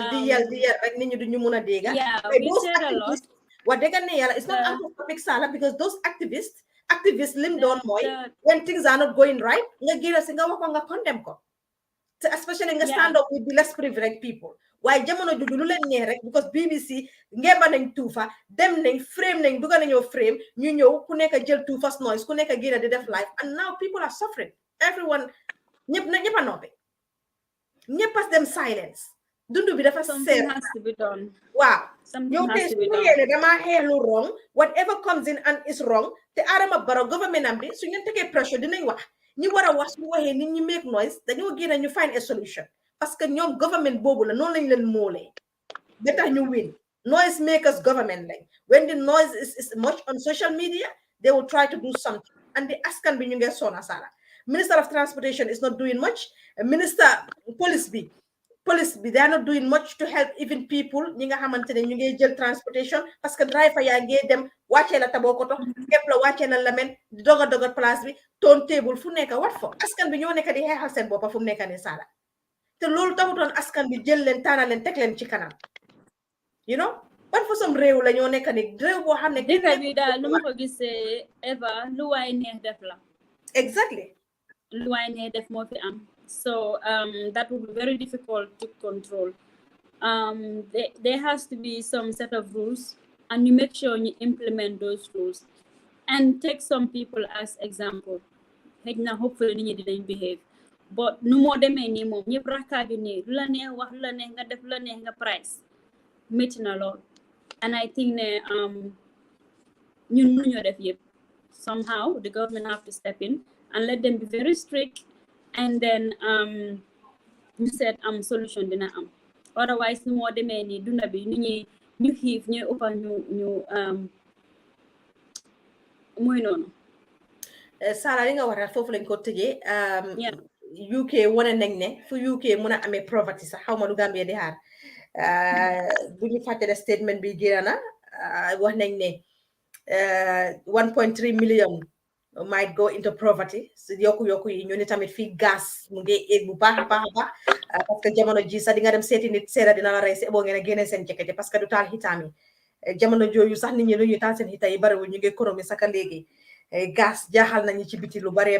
parce que ñun suñu amul gas fii duñ mën a nelaw parce que léegi dañoo seera ñoom seen boppa ñu ngi try pour tackle problème yi parce que ñu ngi wane ne ragal nañ ne 1.3 million dinañ ñàkka ci fi nga xamante ne sax fii lañ amee yaakaar kon nag loolu dinañ ko gën a yaatal nit ñi nga xam ne tamit summer holiday mu ngi ñëw Sala yi yëpp dinañ ko gën a yaatal bu weeru koor bi passé bu dellusee ma dem bugg a seeti Sala school tëj Sala nekk suma sista ma eb suma njabootu yëpp yóbbu leen parce que maa ngi teg suma néeg bi ma dem di yokkal Sala bil te transu du ma ko gina pour support ko fa is absolutely raw wala benn pound bu ñu dellu si waatee ci weeru koor bi rek dinañ ko gën a daxiñ dinañ am ci benn xew-xewi jamono la lim dee dajale daf dee bari moo tax muy cof fii cof fii cof fele parce que mënuñu koo def weekly waxtu mayatut ma ko pour ma war koo mun a def weekly nang doon get exhausted mënu ma ko wan a boole man si suma yëfi boppa yi maa yëngatu bugga koo boole ak leneen moo tax léegi ma taxin ko ba everywhere bu dee ma indil leen ko tegal leen ko mu nekk loo xamante ni topic bu yaatu la dee nekkal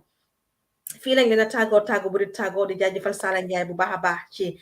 nangul bi nga xam ne nangul na ma ko ci busy time bi parce que amul jot te Gambia naaj bi foofu moom li ma dee wala rek isa kila naaj bi moom yéen ñëpp jàmbaar ngeen nekk ci biir naaj bi di liggéey di daw jàmbaar ngeen wax dëgg ne yàlla gis ngeen ne maa ngi amaat sama couleur ba lii moom macha allah naaj bi ñuul loo woon na ma guy waaye maa ngi amaat sama tee bi sama couleur bi sama chocolate color bi Sala maa ngi ko am loving di chocolate color bi nga xam ne mu ngi appuyé si screen bi kon nag fendu bitim réew wax dëgg ne yàlla buñ dellu si waatee dinañ waxtaan si loolu ñu mu nekk bitim réew tamit lan lañ mun a def pour bañ a gaañante school mu ngi tëj nga ne sa xarit la rek easy going la nga eb sa njaboot yëpp dem kiram doo ko support financially it is not right buñ di gaañante yow mi teg sa néeg bañ a taal say xita nga ànd ak say njaboote te bitim réew nekku ne dafa tànga ba faw mu ne moo tànga ci dee bi sax mu dem mu sedda mu taal xita yi nekk di tooga di yekka nga toog ak sa tànka di change remote kooku bu la rasalee beneen yoon nga ne war na ma jikko mooy doon suñu topic incha allahu rabi bu ñu dellu see after weeru koor ñu ngi ñaanal ñëpp weeru koor yi jaama ak salaam yàlla bu ma doon suñu mujjanteeri koor waaye nag yàlla doon koor bu gën ci ñun ñuy gën a jégalu nag astafurlah yu bare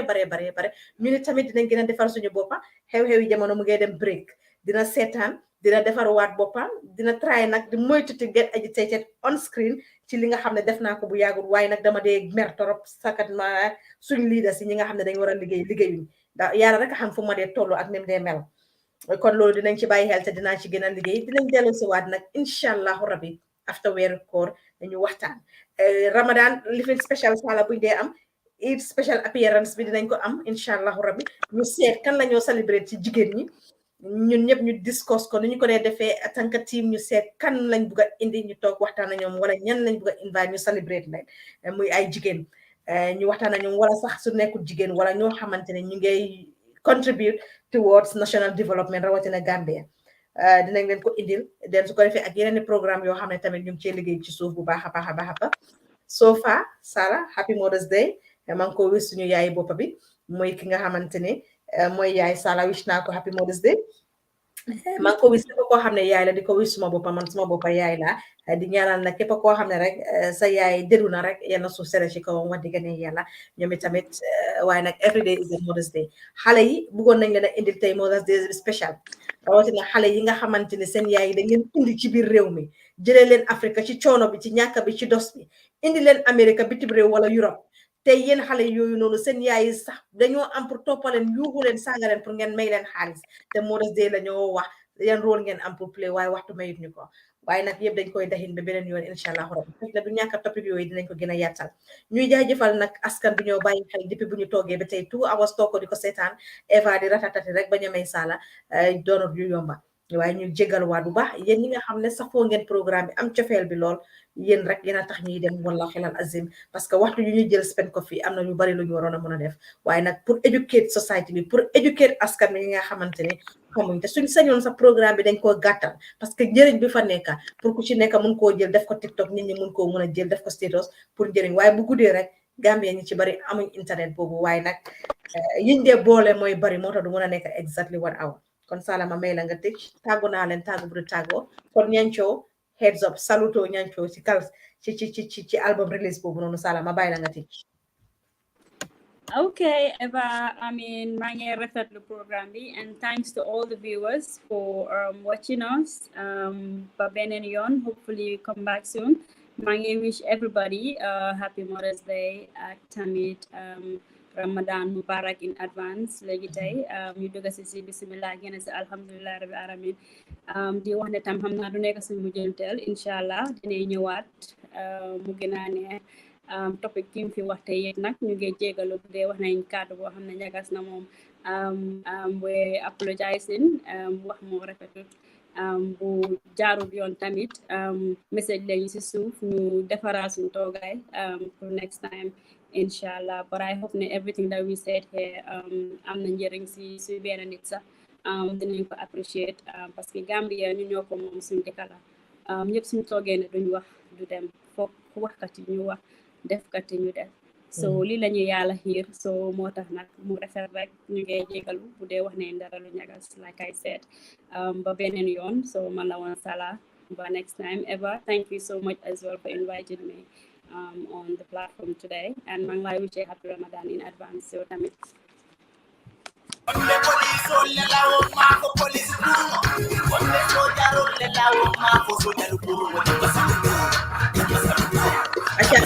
Salute to you all. Good night. You may thank you.